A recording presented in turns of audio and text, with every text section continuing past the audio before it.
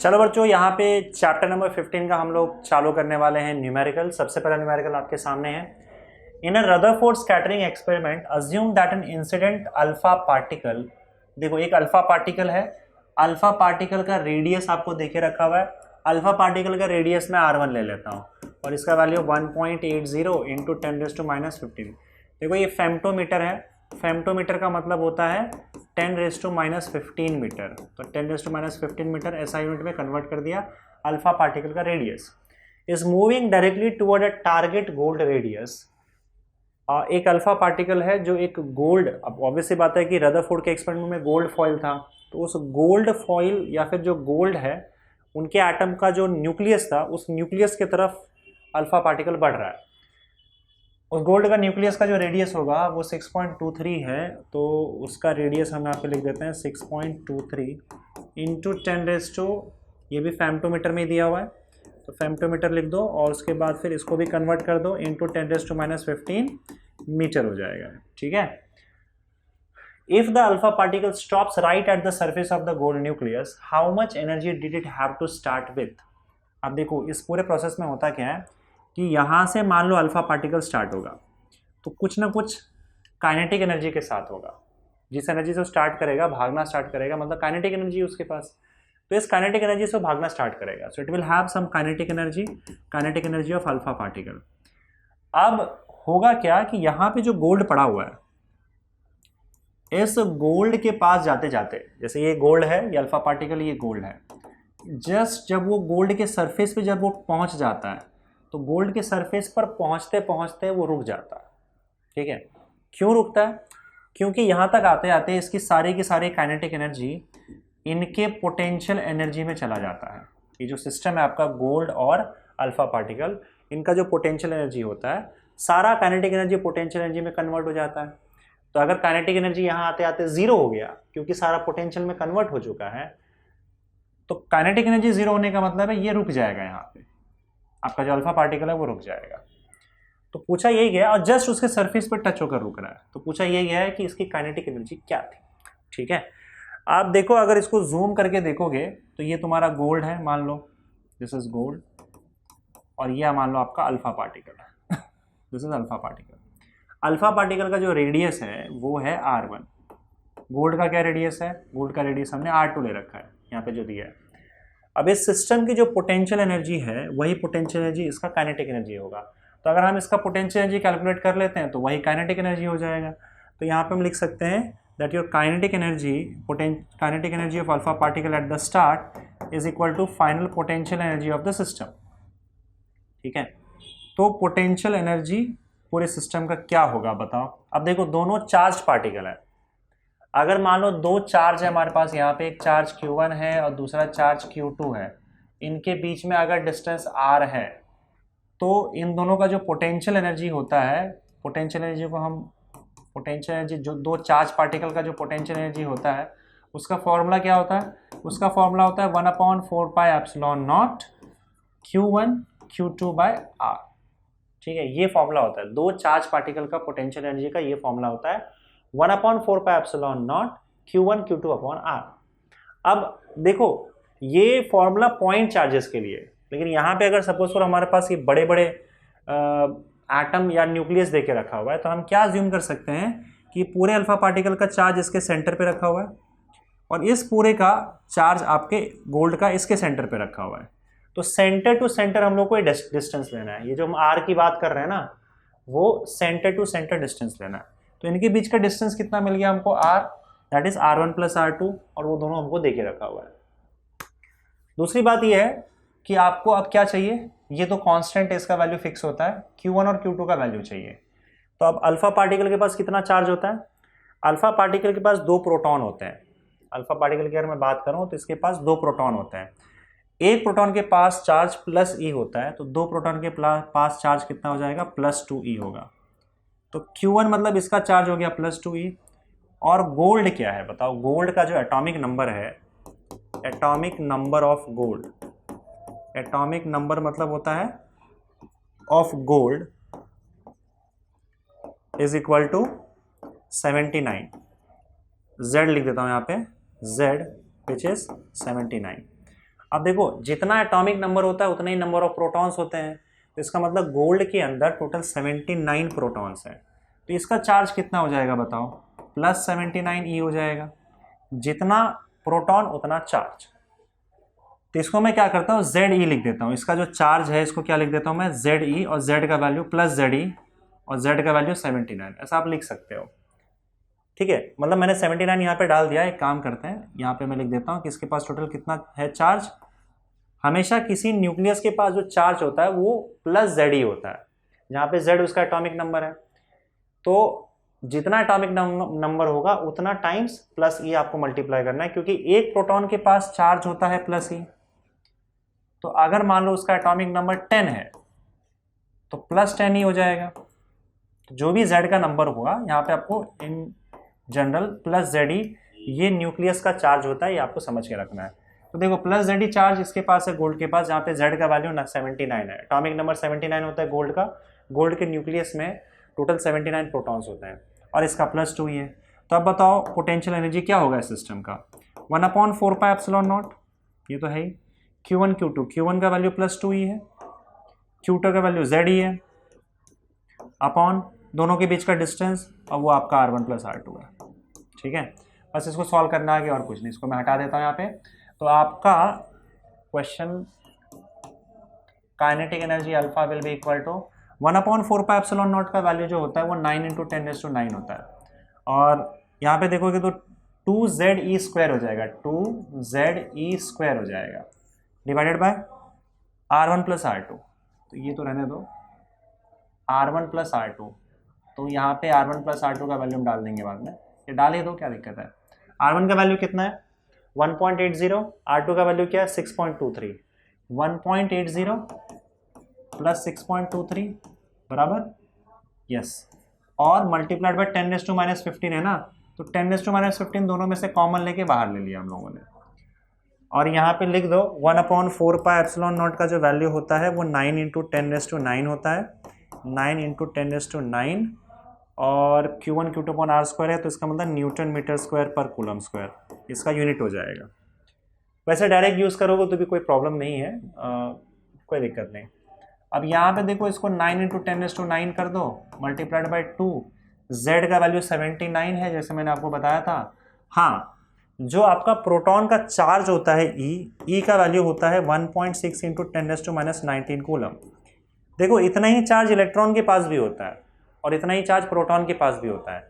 दोनों का charge same होता है, बस प्रोटॉन का जो चार्ज है वो पॉजिटिव होता है, इलेक्ट्रॉन का उतना ही चार्ज नेगेटिव में होता है।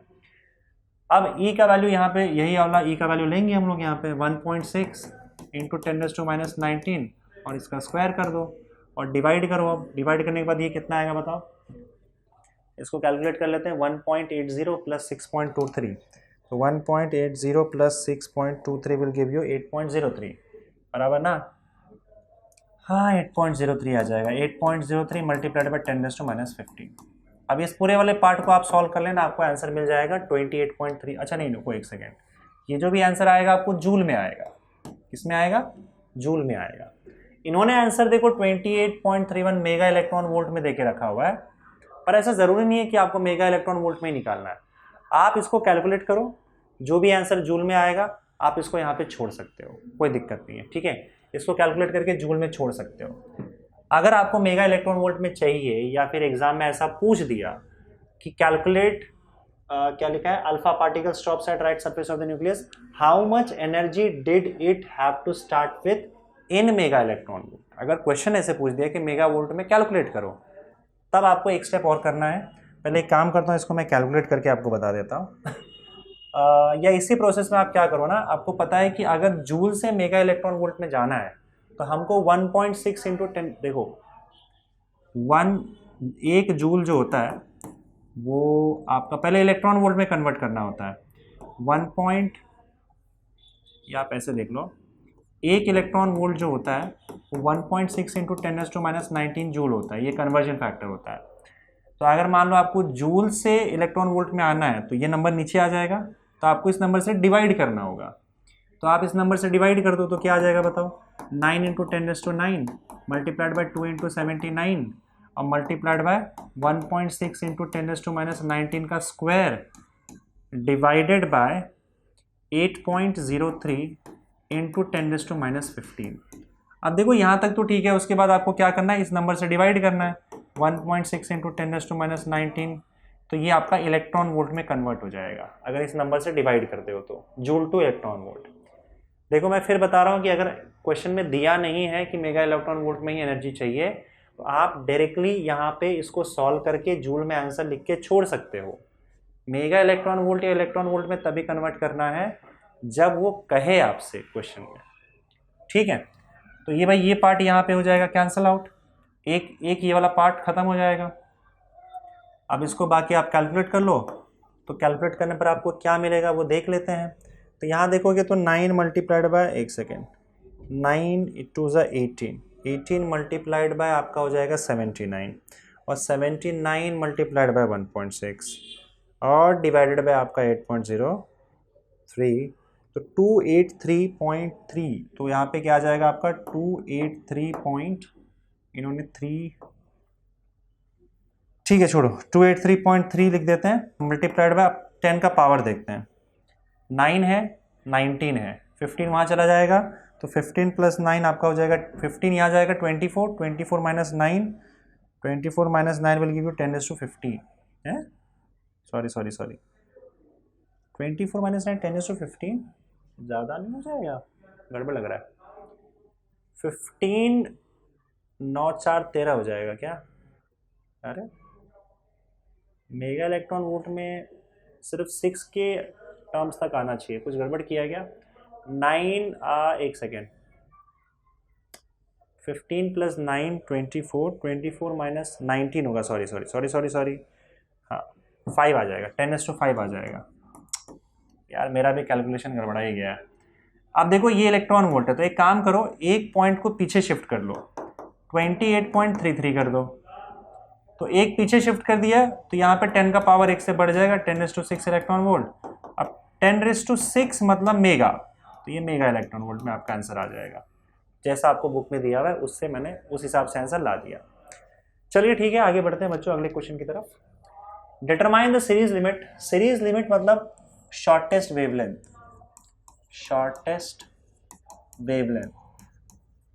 Determine the series limit of Balmer Paschen bracket series given the limit for Lyman series. तो लाइमन सीरीज का लिमिट देके रखा हुआ है, तो एक काम करते हैं, लाइमन सीरीज का लिमिट मैं लैम्डा एल लिख रहा हूँ, जिसका वैल्यू 911.6 एंगस्ट्रॉम यूनिट है। आपको बाल्मर का ढूंढना है, पास्चन का ढूंढना है, और ब्रैकेट का ढूंढना है। तो ब्रैकेट का मैं BR लिख देता हूँ। तो ये क्या है, बाल्मर, पास्चन, इन सब का सीरीज लिमिट है, और ब्रैकेट, ठीक है। चलिए, तो सीरीज लिमिट का क्या तरीका है, अगर आपको सीरीज लिमिट ढूंढना है किसी भी सीरीज का, तो आपको क्या करना पड़ेगा, जो हायर ऑर्बिट है, देखो हम ये मान के चलते हैं कि आपका जो इलेक्ट्रॉन है वो हायर ऑर्बिट m से mth ऑर्बिट से nth ऑर्बिट में इलेक्ट्रॉन जंप कर रहा है, ठीक है। तो ये जो लोअर ऑर्बिट है, लोअर ऑर्बिट लाइमन सीरीज के लिए 1 होता है, बाल्मर सीरीज के लिए 2 होता है, और इसी तरीके से आपका सीरीज बढ़ता है।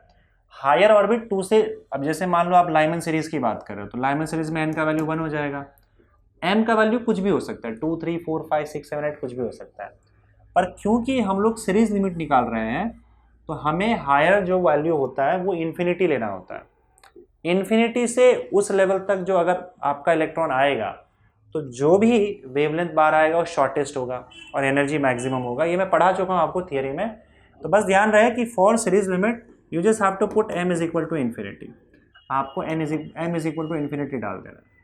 अच्छा, फॉर्मूला क्या है बताओ, फॉर्मूला क्या है, 1/λ is equal to RH, hydrogen की बात हो रही है ना, हाँ हाइड्रोजन सीरीज के लिए वैसे भी ये हम सब डिफाइन करते हैं, तो 1/n का स्क्वायर माइनस 1/m का स्क्वायर, ये होता है, ये आपका वेवलेंथ का ये एक्चुअल फॉर्मूला है यहाँ पे।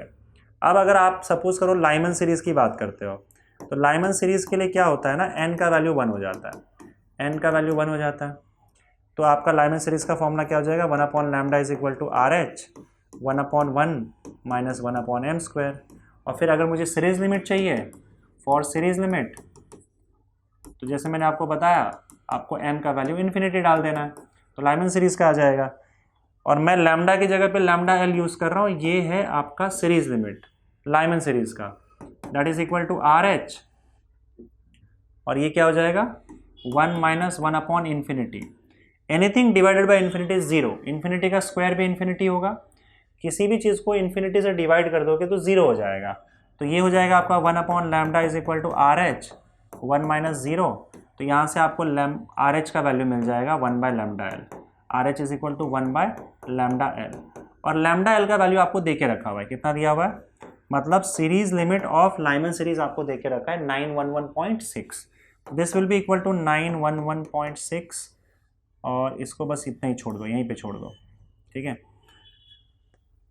आगे बढ़ते हैं, आगे आपको क्या करना है, हमको निकालना है बाल्मर सीरीज का सीरीज लिमिट। तो अब बाल्मर सीरीज के लिए देखो, यहां पे लिखेंगे series limit for Balmer series, Balmer series. तो पहली बात तो ये कि जो बाल्मर सीरीज होता है उसका n का वैल्यू 2 होता है ना, लाइमन बाल्मर, बाल्मर में आपका क्या होता है n का वैल्यू 2 होता है, और क्योंकि सीरीज लिमिट निकाल रहे हैं तो हम सीधा m का वैल्यू इन्फिनिटी डाल देंगे, तो हमें बाल्मर सीरीज का सीरीज लिमिट मिल जाएगा 1 बाय लैम्डा बी। फॉर्मूला ये यूज करेंगे, यहाँ वाला क्या है आपका बताओ, 1 upon lambda is equal to R H, तो 1 upon lambda B is equal to R H 1 upon N square, R H 1 upon N square मतलब 1 upon 2 square minus 1 upon infinity का स्क्वायर, तो ये तो हो जाएगा 0, तो ये आपका हो जाएगा 1 upon lambda B is equal to R H 1 upon 4 हो जाएगा, ठीक है। तो हमें चाहिए क्या, लैम्डा बी चाहिए, आर एच का वैल्यू आप देख ही रहे हो, तो 1 by lambda B is equal to R H का वैल्यू क्या है 1 अपॉन 911, 1 अपॉन 911.6 मल्टीप्लाइड बाय 4। तो आप मुझे बताओ कि 911.6 इंटू 4 कितना हो जाएगा, 911.4 into 0.6 into 4 will give you 3646.4, 3646.4, 3646.4। अब ये क्योंकि एंगस्ट्रॉम यूनिट में हमको दे के रखा हुआ था लैम्डा एल, तो ये वैल्यू अगर आप सब्स्टिट्यूट करोगे तो यहाँ से देखो लैम्डा बी का वैल्यू मिल जाएगा आपको 3646.4, और ये भी एंगस्ट्रॉम यूनिट में ही मिलेगा, क्योंकि हमें बाल्मर का लाइमन का अगर एंगस्ट्रॉम यूनिट में दिया है उस वही वैल्यू हमने यहाँ पे यूज़ किया है, तो हमें बाकी का भी एंगस्ट्रॉम यूनिट में ही आंसर मिलेगा आपको, ठीक है। तो चलो बाल्मर सीरीज का हो गया। सिमिलरली फॉर पाश्चन सीरीज की बात करते हैं, पाश्चन सीरीज, तो लाइमन बाल्मर पाश्चन, पाश्चन के लिए क्या होगा बताओ, पाश्चन के लिए n का वैल्यू 3 होता है, और अगेन सीरीज लिमिट की बात हो रही है तो m की वैल्यू इन्फिनिटी हो जाएगी, 1 upon lambda p is equal to R H, again 1 upon n का वैल्यू कितना हो जाएगा 3, मतलब 1 अपॉन 3 का स्क्वायर और माइनस 1 अपॉन इन्फिनिटी का स्क्वायर, तो ये आर एच बाय 9 हो जाएगा, तो 1 upon lambda p is equal to क्या हो जाएगा आपका आर एच डिवाइडेड बाय 9, और आर एच का जो वैल्यू है वो हम देख रहे हैं यहाँ पे क्या है 911.6, 1 अपॉन 911.6, ये हो गया आर एच का वैल्यू यहाँ से, और नीचे 9 है यहाँ पे, तो जब आप इसको कैलकुलेट करोगे तो कितना आ जाएगा 1 अपॉन 911.6 इंटू 9, 911.6 इंटू 9, 8204.4, 8204.4, तो 1 upon lambda P is equal to this, तो लैम्डा पी का वैल्यू क्या आ जाएगा, लैम्डा पी का वैल्यू आ गया 8204.4 एंगस्ट्रॉम यूनिट, ये आ गया आपका पाश्चन। तो लाइमन बाल्मर पाश्चन हो गया, लास्ट में बचा है ब्रैकेट, तो ब्रैकेट के लिए भी फॉर ब्रैकेट सीरीज, अब ब्रैकेट के लिए n का वैल्यू 4 होता है, ठीक है, सो n का वैल्यू आपका हो जाएगा 4, m का वैल्यू आपका हो जाएगा इन्फिनिटी, फिर से तो 1 upon lambda bracket B R लिख दिया मैंने is equal to R H 1 upon n की जगह पे 4, तो 4 का स्क्वायर माइनस 1 अपॉन इन्फिनिटी का स्क्वायर, सेम है बस वैल्यू पता होना चाहिए आपको, तो 1 अपॉन लैम्डा ब्रैकेट क्या हो जाएगा बताओ, आर एच अपॉन 16 हो जाएगा, R H upon 16, are H का वैल्यू फिर से यहीं से लो 1 अपॉन 911 1/911.6 मल्टीप्लाइड बाय 16, तो ये आपका हो जाएगा, खुल जा 16 से मल्टीप्लाई करना इस बार 14585.6, दैट इज इक्वल टू 1/14585.6। तो आपका lambda B R bracket series का भी हमको मिल गया 14585.6 एंगस्ट्रॉम यूनिट। ये आपका वेवलेंथ सीरीज लिमिट आ गया ब्रैकेट के लिए। ठीक है, चलिए आगे बढ़ते हैं अगले क्वेश्चन की तरफ। Calculate the radius of the third orbit of the electron in hydrogen atom. Hydrogen atom में थर्ड ऑर्बिट का हमको रेडियस ढूंढना है। नैनोमीटर में ढूंढ सकते हो या मिलीमीटर में भी ढूंढ सकते हो। अब देखो ऑर्बिट इलेक्ट्रॉन का जो इलेक्ट्रॉन जो होता है, इलेक्ट्रॉन का अगर एटम आप लोगे तो उसका जो रेडियस दिया जाता है ऑर्बिट का, उसका एक फॉर्मूला है। फॉर्मूला क्या है? R is equal to A not into N square, जहाँ पे ए नॉट को बोहर रेडियस बोला जाता है, जो कि फर्स्ट ऑर्बिट का इलेक्ट्रॉन का हाइड्रोजन एटम का फर्स्ट ऑर्बिट का रेडियस है, और इसका वैल्यू 0.053 नैनोमीटर होता है। तो आप ए नॉट का वैल्यू हमको चाहिए क्या बताओ? एन का वैल्यू क्या है यहाँ पे? हमको थर्ड ऑर्बिट का चाहिए ना, तो एन का वैल्यू 3 डाल दो इसके अंदर, तो R3 मिल जाएगा आपको। ए नॉट का वैल्यू 0.053 और इंटू 3 का स्क्वायर, तो ये हो जाएगा 0.053 इंटू 9, और क्योंकि ये नैनोमीटर में है ए नॉट, तो ये भी आपको नैनोमीटर में मिल जाएगा। तो 0.053 इंटू 9 अगर करते हो तो आपको 0.053, एक सेकेंड, 0.053 मल्टीप्लाइड बाय 9 अगर करोगे तो 0.477 नैनोमीटर मिल जाएगा मल्टीप्लाई करोगे तो। और इसको अगर आप मीटर में भी लिख सकते हो, 0.477 नैनोमीटर का मतलब होता है 10⁻⁹ मीटर। ठीक है, ये लिखो या ये भी चल जाएगा, वैसे कोई दिक्कत नहीं है। ये रहा आपका आंसर। ठीक है, चलिए आगे बढ़ते हैं। An electron in hydrogen atom stage in its second orbit for 10⁻⁸ second. How many revolutions will it make around the nucleus in that time.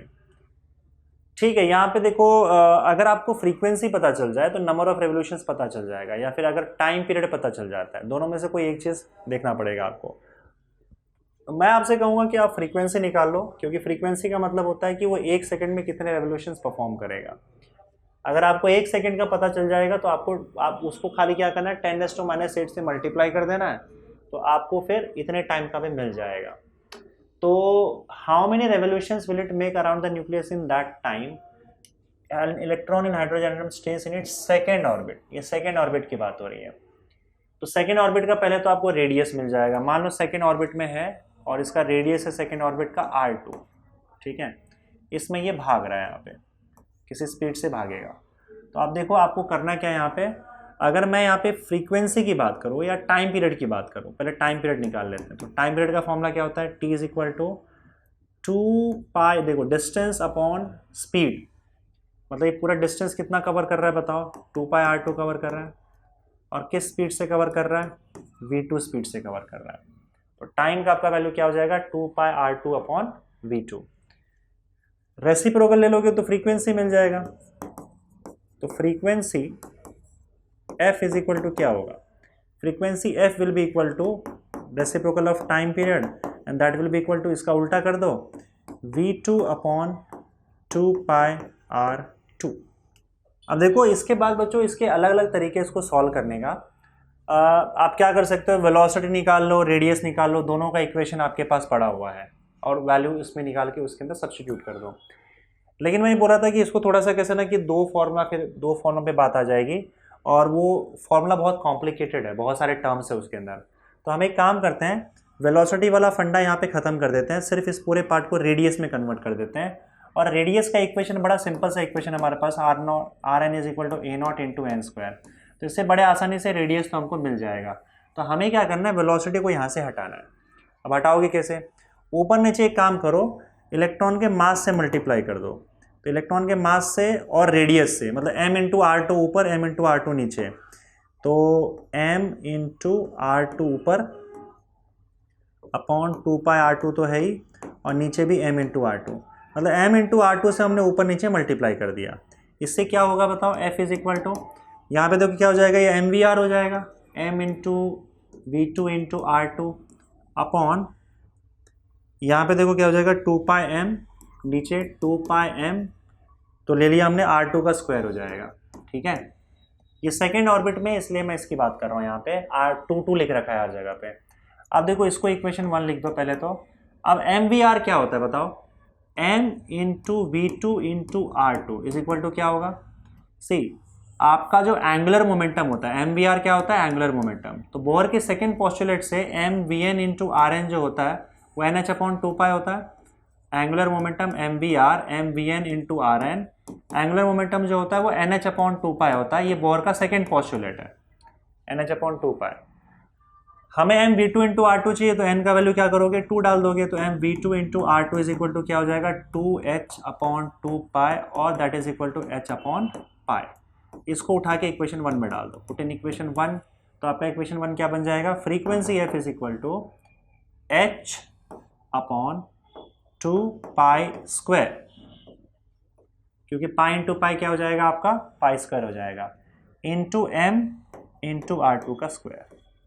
तो ये एक सिंपल सा आ गया, और R2 का वैल्यू आप निकाल सकते हो, आपके पास फॉर्मूला पता ही है आपको। इसको इक्वेशन 2 डाल दो, तो आपको बस क्या करना है, ज़्यादा बहुत सारे यहाँ पे टर्म्स आपको देखने को नहीं मिलेंगे, या फिर क्वांटिटीज देखने को नहीं मिलेगा।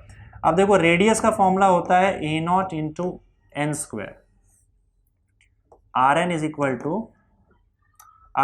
To A not into N square. हमें सेकेंड ऑर्बिट का रेडियस चाहिए R2 इज इक्वल टू, तो ए नॉट इंटू 2 का स्क्वायर, यानी कि ए नॉट इंटू 4 हो जाएगा। So therefore R2 is equal to क्या हो जाएगा आपका, 4a नॉट हो जाएगा, 4a नॉट हो जाएगा। इसको भी इक्वेशन 2 में सब्स्टिट्यूट कर दो, तो उसको उठा के डाल दो इक्वेशन 2 में, पुट इन इक्वेशन 2। इक्वेशन 2 क्या बन जाएगा बताओ फिर, f is equal to h upon 2 pi square, m electron का मास है, इंटू R2 क्या है, 4a नॉट का स्क्वायर।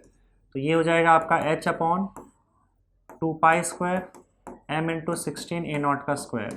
तो अब आपका हो जाएगा ये h upon 32 pi square m into a not का स्क्वायर। वैल्यू डालते हैं, 6.63 इंटू 10⁻34 होता है आपका h का वैल्यू, 32 पाई स्क्वायर मतलब 3.14 का स्क्वायर। इलेक्ट्रॉन का मास होता है 9.1 इंटू 10⁻31, और ए नॉट का वैल्यू क्या होता है, ए नॉट का जो वैल्यू होता है वो होता है 0.053 नैनोमीटर, लेकिन उसको आपको मीटर में यहाँ पे लेना है, क्योंकि सारा ऐसा यूनिट यहाँ पे लिया जा रहा है, तो 10⁻9 से आपको मल्टीप्लाई करना होगा। ये हो गया आपका ए नॉट का वैल्यू, जिसको बोहर रेडियस बोलते हैं। तो ये हो जाएगा आपका 0.053 इंटू 10⁻9, और आपको इसका स्क्वायर कर देना है। ठीक है, अब ये वैल्यू हम लोग कैलकुलेट कर लेते हैं। तो ये हमको फ्रीक्वेंसी दे देगा, फ्रीक्वेंसी मतलब 1 सेकंड में कितने रेवोल्यूशंस किए जा रहे हैं। तो 6.63 divided by 32 divided by 3.14 divided by 3.14 divided by 9.1 divided by 0.053 divided by 0.053 will give you 0.822 into 10 का पावर देखते हैं। यहाँ पे -34 है, तो -34 और ये +31 हो जाएगा ऊपर आने के बाद, +31, और उसके अलावा +18 हो जाएगा। So this will be equal to 10⁻15। ये आपकी फ्रीक्वेंसी हर्ट्स में आ गई। दिस इज हर्ट्स का मतलब होता है रेवोल्यूशंस पर सेकेंड, 1 सेकेंड में इतना रेवोल्यूशन कर रहा है। तो 10⁻8 सेकेंड में कितना करेगा, तो इन 10⁻8 seconds number of revolutions will be equal to frequency multiplied by 10⁻8। Frequency कितना है, 0.822 मल्टीप्लाइड बाय 10⁻15 मल्टीप्लाइड बाय 10⁻8। तो ये हो जाएगा आपका 0.822 मल्टीप्लाइड बाय 10⁻7, और 8.22 इंटू 10⁻6, इतने रेवोल्यूशंस करेगा वो 10⁻8 सेकेंड में। ठीक है, चलिए that would be your answer. बढ़ते हैं आगे बच्चों अगले क्वेश्चन की तरफ। Next question, determine the energies of the first 2 excited states of the electron in hydrogen atom and what are the excitation energies of the electrons in these orbits. ठीक है, तो हम लोग को पहले ये ढूंढना है determine the energies of the first to excited states. ये तो बड़ा सिंपल है। हाइड्रोजन एटम के लिए एनर्जी का जो इक्वेशन होता है वो होता है -13.6 अपॉन n स्क्वायर, ये इलेक्ट्रॉन वोल्ट में होगा। तो आपको क्या करना है, पहले फर्स्ट एक्साइटेड स्टेट में जाना है ना, या फर्स्ट टू एक्साइटेड स्टेट। तो देखो n इज इक्वल टू 1 तो आपका ग्राउंड स्टेट है, n इज इक्वल टू 2 जो होता है ये आपका फर्स्ट एक्साइटेड स्टेट होता है, और n इज इक्वल टू 3 आपका सेकेंड एक्साइटेड स्टेट होता है। ग्राउंड स्टेट के बाद एक्साइटेड स्टेट आता है, तो हम पहले n इज इक्वल टू 2 डालेंगे और उसके बाद फिर ये हो गया आपका फर्स्ट एक्साइटेड स्टेट। ठीक है, तो E2 आपका फर्स्ट एक्साइटेड स्टेट हो जाएगा। तो E2 का वैल्यू आपका आ जाएगा यहाँ पे, E2 is equal to -13.6 upon 2 का square, that is equal to -13.6 upon 4, that is equal to -13.6 divided by 4 will give with 3.4। ठीक है, तो ये तो भाई आपका 3.4 आ गया, 3.4 इलेक्ट्रॉन वोल्ट, ये आपका फर्स्ट एक्साइटेड स्टेट है। सेकेंड एक्साइटेड स्टेट में जाने के लिए आपको n इज इक्वल टू 3 लेना है, n is equal to 3 will be your second excited state. तो E3 will be equal to -13.6 upon 3 का square, so E3 will be equal to -13.6 upon 9, -13.6 upon 9 will give you 1.51। तो आपका E3 का value जो आएगा वो -1.51 इलेक्ट्रॉन वोल्ट आ जाएगा। ये आपका सेकेंड एक्साइटेड स्टेट का एनर्जी है। अब और क्या पूछे, what are the excitation energies of the electrons in these orbits. Excitation energy का मतलब ये होता है ग्राउंड स्टेट से इस स्टेट तक ले जाने के लिए आपको कितना एनर्जी लगेगा। तो जितना दोनों के बीच में एनर्जी का डिफरेंस होगा उतना एनर्जी लगेगा। तो अब सबसे पहले हम बात कर लेते हैं एक्साइटेशन एनर्जी ना। तो फर्स्ट एक्साइटेशन एनर्जी की बात करते हैं। मतलब अगर आपको इलेक्ट्रॉन को देखो, ये आपका फर्स्ट, ये आपका ग्राउंड स्टेट है, n इज इक्वल टू 1, ये आपका n इज इक्वल टू 2 और ये n इज इक्वल टू 3। तो ये है फर्स्ट एक्साइटेड स्टेट, ये आपका second excited state. Excitation energy इस यहाँ पे देखो जो n इज इक्वल टू 2 है, फर्स्ट एक्साइटेड स्टेट है, इसका अगर सपोज करो हमको एक्साइटेशन एनर्जी निकालना है, मतलब ग्राउंड स्टेट से यहाँ तक ले जाने के लिए मुझे कितनी एनर्जी देनी पड़ेगी। तो देखो इसकी एनर्जी E3 है, ये E2 है और ये E1 है। अब E1 का वैल्यू हम जानते हैं, जो ग्राउंड स्टेट होता है, n का वैल्यू अगर आप 1 डाल दोगे तो ये -13.6 इलेक्ट्रॉन वोल्ट आ जाएगा। ये आपका ग्राउंड स्टेट का एनर्जी है। तो ग्राउंड स्टेट से फर्स्ट एक्साइटेड स्टेट में आपको जाना है, तो जो एनर्जी लगेगा वो आपका फर्स्ट एक्साइटेशन एनर्जी हो गया। तो वो कितना होगा बताओ, इन दोनों के बीच में जितना डिफरेंस आ रहा है। तो फर्स्ट एक्साइटेशन एनर्जी को मैं डेल्टा E1 लिख दे रहा हूँ, और डेल्टा E1 क्या होगा, इन दोनों के बीच का गैप, यानी कि E2 माइनस E1। तो हायर ऑर्बिट में से लोअर ऑर्बिट का एनर्जी माइनस कर दो, तो E2 माइनस E1। अब E2 हमको क्या मिला था बताओ, -3.4, तो -3.4 हो जाएगा। E1 का वैल्यू क्या है बताओ, ग्राउंड स्टेट का एनर्जी -13.6, तो ये हो जाएगा आपका -3.4 प्लस 13.6, इसको कैलकुलेट कर लो तो ये आपका 10.2 आ जाएगा, 10.2 इलेक्ट्रॉन वोल्ट। ये आपका फर्स्ट एक्साइटेशन एनर्जी हो गया। अब बात करते हैं सेकेंड एक्साइटेशन एनर्जी का। सेकेंड एक्साइटेशन एनर्जी, इसको मैं डेल्टा E2 लिख देता हूँ, डेल्टा E2। ये क्या है, ये अगर आपको ग्राउंड स्टेट से सेकेंड एक्साइटेड स्टेट में जाने के लिए कितना एनर्जी चाहिए, तो आपको E3 और E1 का डिफरेंस लेना है यहाँ पे इस केस में। तो that will be equal to E3 minus E1। E3 का वैल्यू कितना है, 1.51 है ना, -1.51 माइनस ग्राउंड स्टेट का एनर्जी 13.6 होता है, तो 13.6 that will be equal to -1.51 plus 13.6, तो ये हो जाएगा 12.09। अगर आप कैलकुलेट करोगे तो, कैलकुलेट कर लेते हैं, 13.6 minus 1.51, 13.6 minus 1.51 5 1 will give you 12.09. Yeah, so this 12.09 electron volt, that is your delta E2. Very simple. इस तरह से एक्साइटेशन एनर्जी आपको कैलकुलेट करना है. चलिए आगे बढ़ते हैं. Next question. Calculate the wavelengths of the first 3 lines in Paschen series of hydrogen atom. अच्छा, wavelengths of first 3 lines in the Paschen series. अब पास्चन सीरीज में क्या होता है, देखो, लाइमन बाल्मर पास्चन. लाइमन के लिए n = 1, बाल्मर के लिए n = 2, पास्चन के लिए n = 3. तो पास्चन के लिए आपको n = 3 रखना है. ठीक है. अब जो हायर ऑर्बिट होगा वो हायर ऑर्बिट क्या हो सकता है, m का वैल्यू लेगा. तो m का वैल्यू अब फर्स्ट 3 लाइंस बोल रहा है. तो फर्स्ट 3 लाइंस मतलब पहला लाइन आपका 4 से लेकर 3 में आएगा, दूसरा लाइन आपका 5 से लेकर 3 में आएगा, और तीसरा लाइन आपका 6, m = 6 से अगर मान लो 3 में आता है, तो ये जो वेवलेंथ आएगा ये थर्ड लाइन होता है. First, second, third. तो हम पहले बात करेंगे फर्स्ट लाइन की. ठीक है. फर्स्ट लाइन के लिए क्या होगा बताओ, n का वैल्यू सबके लिए फिक्स होगा, n = 3, पर m = क्या हो जाएगा 4. ये फर्स्ट लाइन की बात हो गई. तो पास्चन सीरीज के लिए फॉर्मूला क्या होता है, RH 1/n का स्क्वायर मतलब 3 का स्क्वायर माइनस 1/m का स्क्वायर मतलब 4 का स्क्वायर, है ना. तो ये हो जाएगा आपका 1/λ = RH. इन्होंने RH का वैल्यू नहीं दिया है.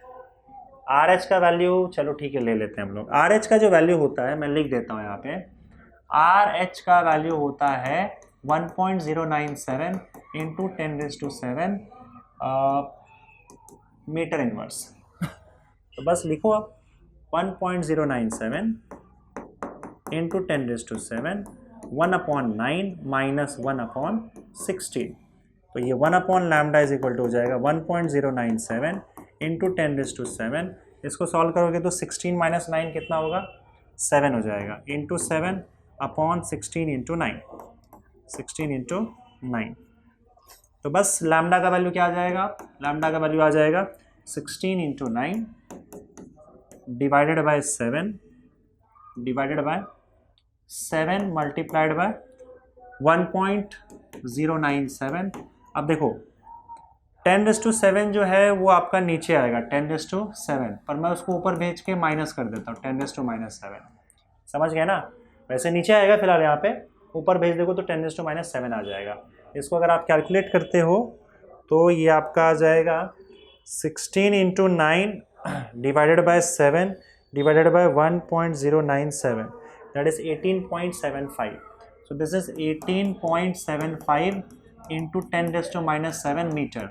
आप इसको यहीं पे छोड़ सकते हो, बुक में आपके नैनोमीटर में कन्वर्ट करके दिया है, पर ऐसा कोई ज़रूरत नहीं है. अगर बोला नहीं है तो आप मीटर में आंसर छोड़ सकते हो, कोई दिक्कत नहीं है. ठीक है. देखो 2 डेसिमल आगे कर दोगे तो 10⁻⁹ बन जाएगा, और 10⁻⁹ मीटर आपका नैनोमीटर हो जाता है. तो ये 81875 नैनोमीटर हो जाएगा जैसा इन्होंने दे के रखा है, पर ठीक है कोई ज़रूरत नहीं है. अगला क्वेश्चन आपका अगला पार्ट क्या है, ये तो फर्स्ट लाइन हो गया. अब बात करते हैं सेकेंड लाइन की. हाँ, अगर नैनोमीटर में पूछा है कि आपको नैनोमीटर में आंसर बताना है तब आप आगे कन्वर्ट कर सकते हो, नहीं बोला है तो मीटर में छोड़ दो, कोई प्रॉब्लम नहीं है. अब सेकेंड लाइन की बात करते हैं हम लोग. सेकेंड लाइन में कहाँ से कहाँ जाएगा बताओ, M5 से N3 तक. तो आपका N का वैल्यू तो 3 रहेगा ही, सबके लिए फिक्स है, बस M का वैल्यू इस बार 5 हो जाएगा. तो आप देखो आपका 1/λ क्या होगा, RH 1/3 का स्क्वायर माइनस 1/5 का स्क्वायर. तो 1/λ RH 1/9 माइनस 1/25 हो जाएगा. तो 1/λ RH 25 - 9 कितना होता है, 15 14 16 होता है क्या, 16 + 4 20 + 5. हाँ, तो 16/9 × 25 हो जाएगा. ये सही है ना. यहाँ पे 5 4 9, हाँ ठीक है. चलो, तो आपका लैम्डा का वैल्यू क्या आ जाएगा, 9 मल्टीप्लाइड बाय उल्टा हो जाएगा 25/RH मल्टीप्लाइड बाय 16. चलो वैल्यूज डालो, सॉल्व करो. लैम्डा इज इक्वल टू क्या होगा, 9 multiplied by 25 divided by RH का वैल्यू मैंने जैसे बताया 1.097 × 10⁷ होगा मल्टीप्लाइड बाय 16. तो इसको सॉल्व करोगे तो आपका 25 × 9 divided bye 16, 25 × 9 divided by 1.097 divided by 16 हो जाएगा, तो ये हो जाएगा 12.82 इंटू 10⁻⁻7 मीटर। तो ये आपका सेकेंड लाइन के लिए आ गया। थर्ड लाइन की अगर हम लोग बात करें तो थर्ड लाइन कहाँ से कहाँ जाएगा ट्रांजिशन, n का वैल्यू तो पास्टन के लिए फिक्स होता है 3, बाकी m का वैल्यू थर्ड लाइन के लिए 4 हो गया, 5 हो गया, 6 होगा, तो m का वैल्यू आप 6 डाल दो यहाँ पे। फिर वही formula 1/λ is equal to RH 1/3 का स्क्वायर माइनस 1/6 का स्क्वायर, तो 1/λ is equal to RH, that is 1/9 minus 1/36। तो ये आपका आ जाएगा 1/λ is equal to RH। Now see 1/9 minus 1/36 को मैं क्या कर सकता हूँ, ऊपर नीचे 4 से मल्टीप्लाई कर दूंगा तो 4 माइनस 1 कितना हो जाएगा, 3 हो जाएगा, 4 माइनस 1 3, तो ये हो जाएगा 3/36। तो 1/λ इज इक्वल टू क्या हो जाएगा, RH अपॉन 12 हो जाएगा। 3 1 नहीं सॉरी, हाँ 3 1 3 2 12 3 36 होता है, तो RH अपॉन 12, तो लैम्डा का वैल्यू यहाँ पे क्या आ जाएगा, lambda will be equal to 12 upon RH हो जाएगा, 12 अपॉन RH और 12 अपॉन 1.097 इंटू 10⁻⁷।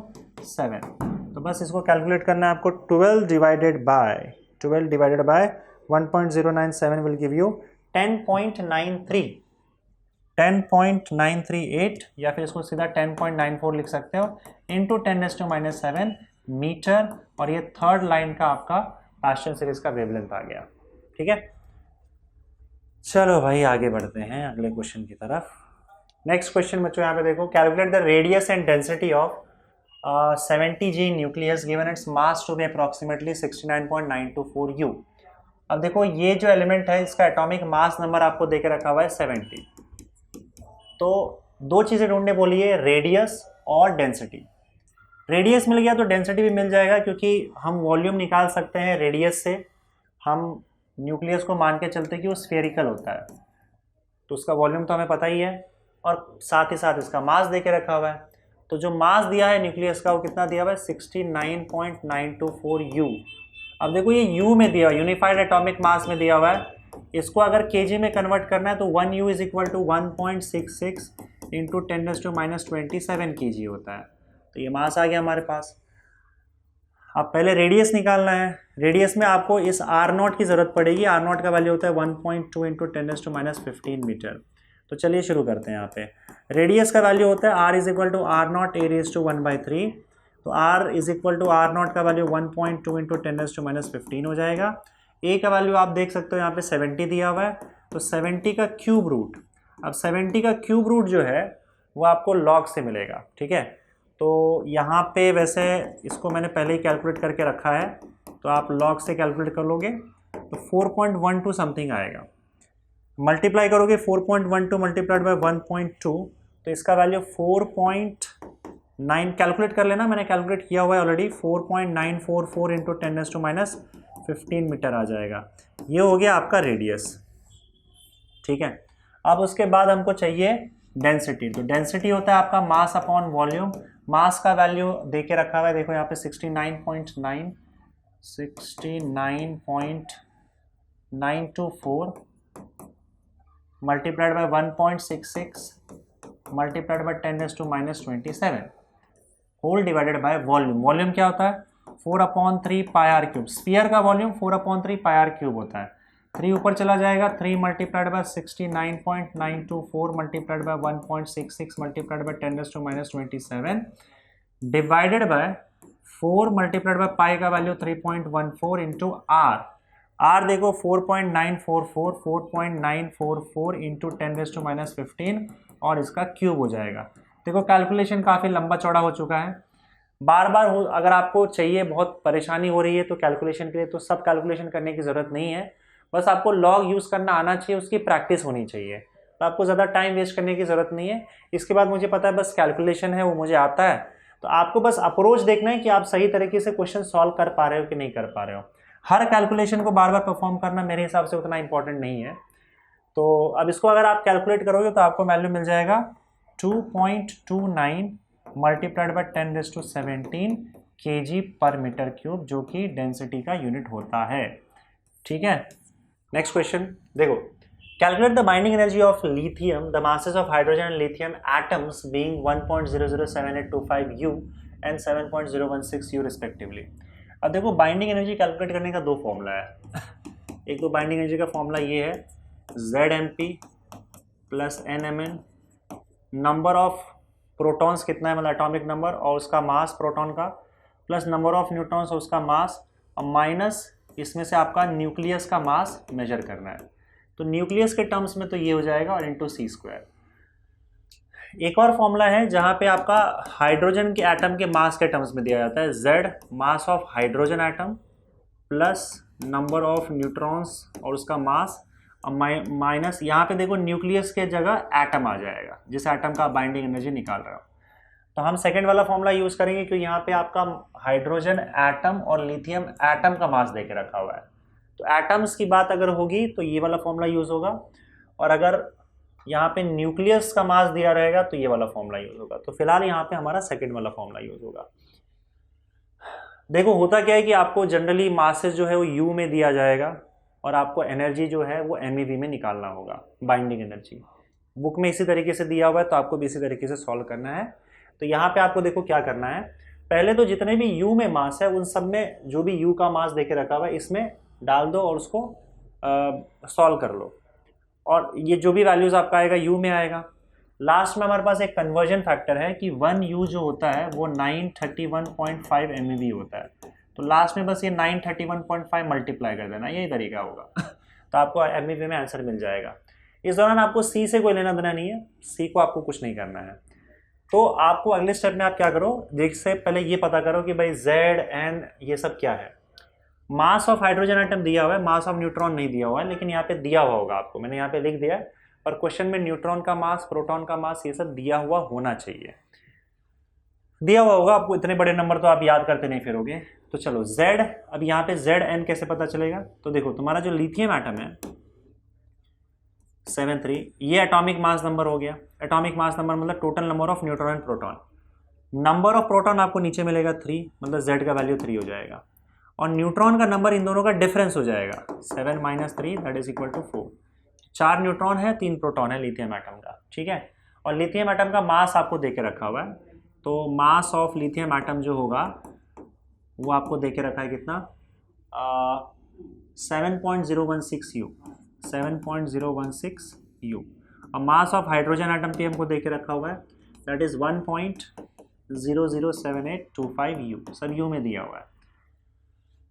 अब यहाँ पे बाइंडिंग एनर्जी कैलकुलेट करने के लिए आपको सारा वैल्यूज डालना होगा। Z मतलब 3, मास ऑफ हाइड्रोजन एटम देख रहे हो 1.007825 U, तो U लिख दो यहाँ पे, और उसके बाद फिर प्लस U का ध्यान रखना, कई बार इसमें नंबर में U जो है ना 4 जैसा दिखने लग जाता है और हम मिस्टेक कर देते हैं।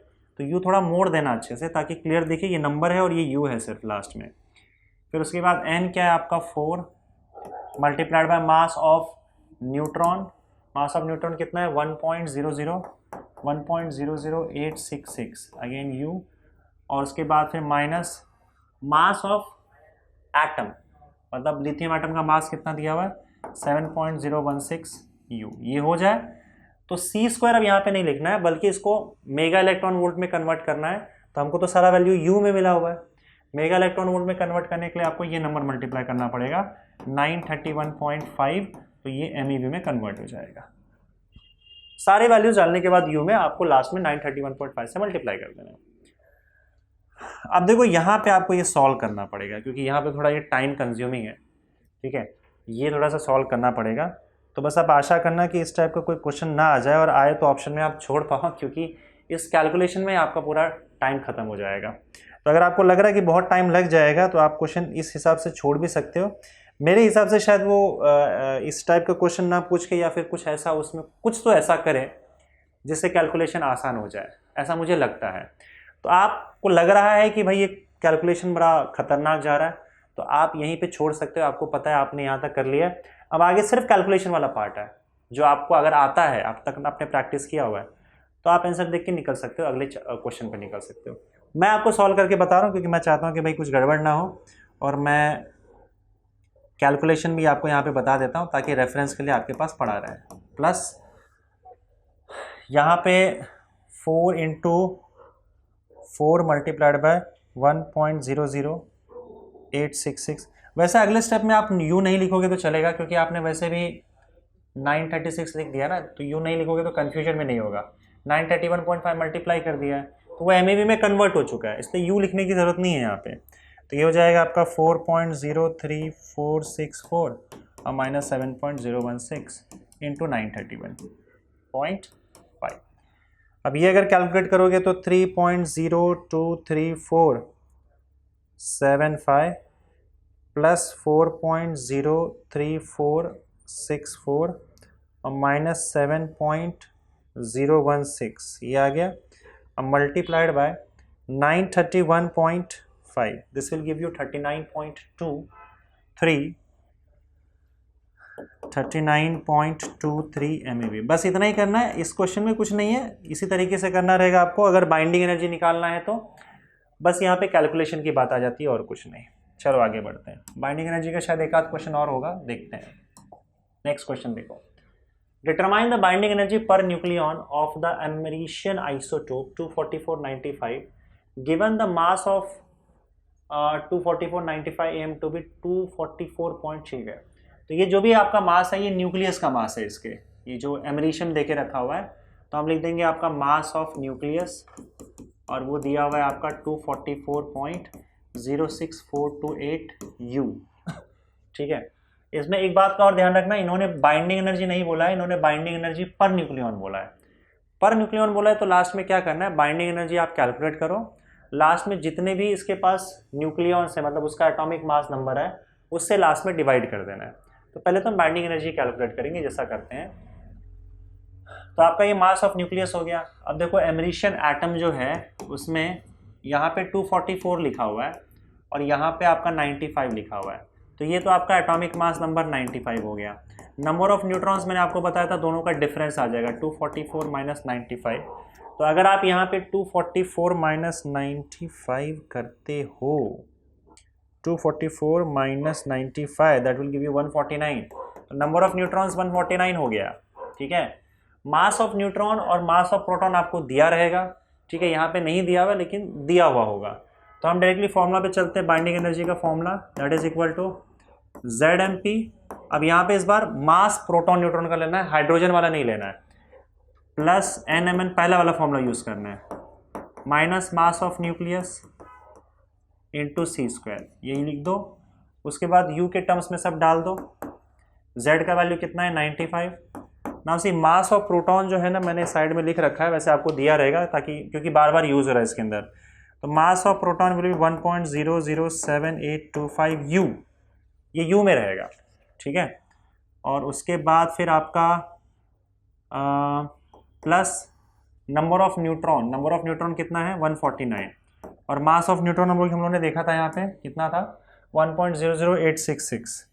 तो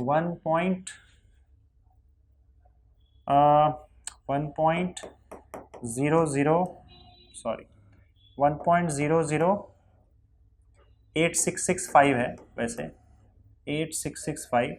तो ये 8665 या जो दिया रहेगा आपको क्वेश्चन में वो आप यूज करना। यहाँ पे जो आपके टेक्स्ट बुक में दिया हुआ ये मास देख रखा हुआ, ये भी U में आ गया।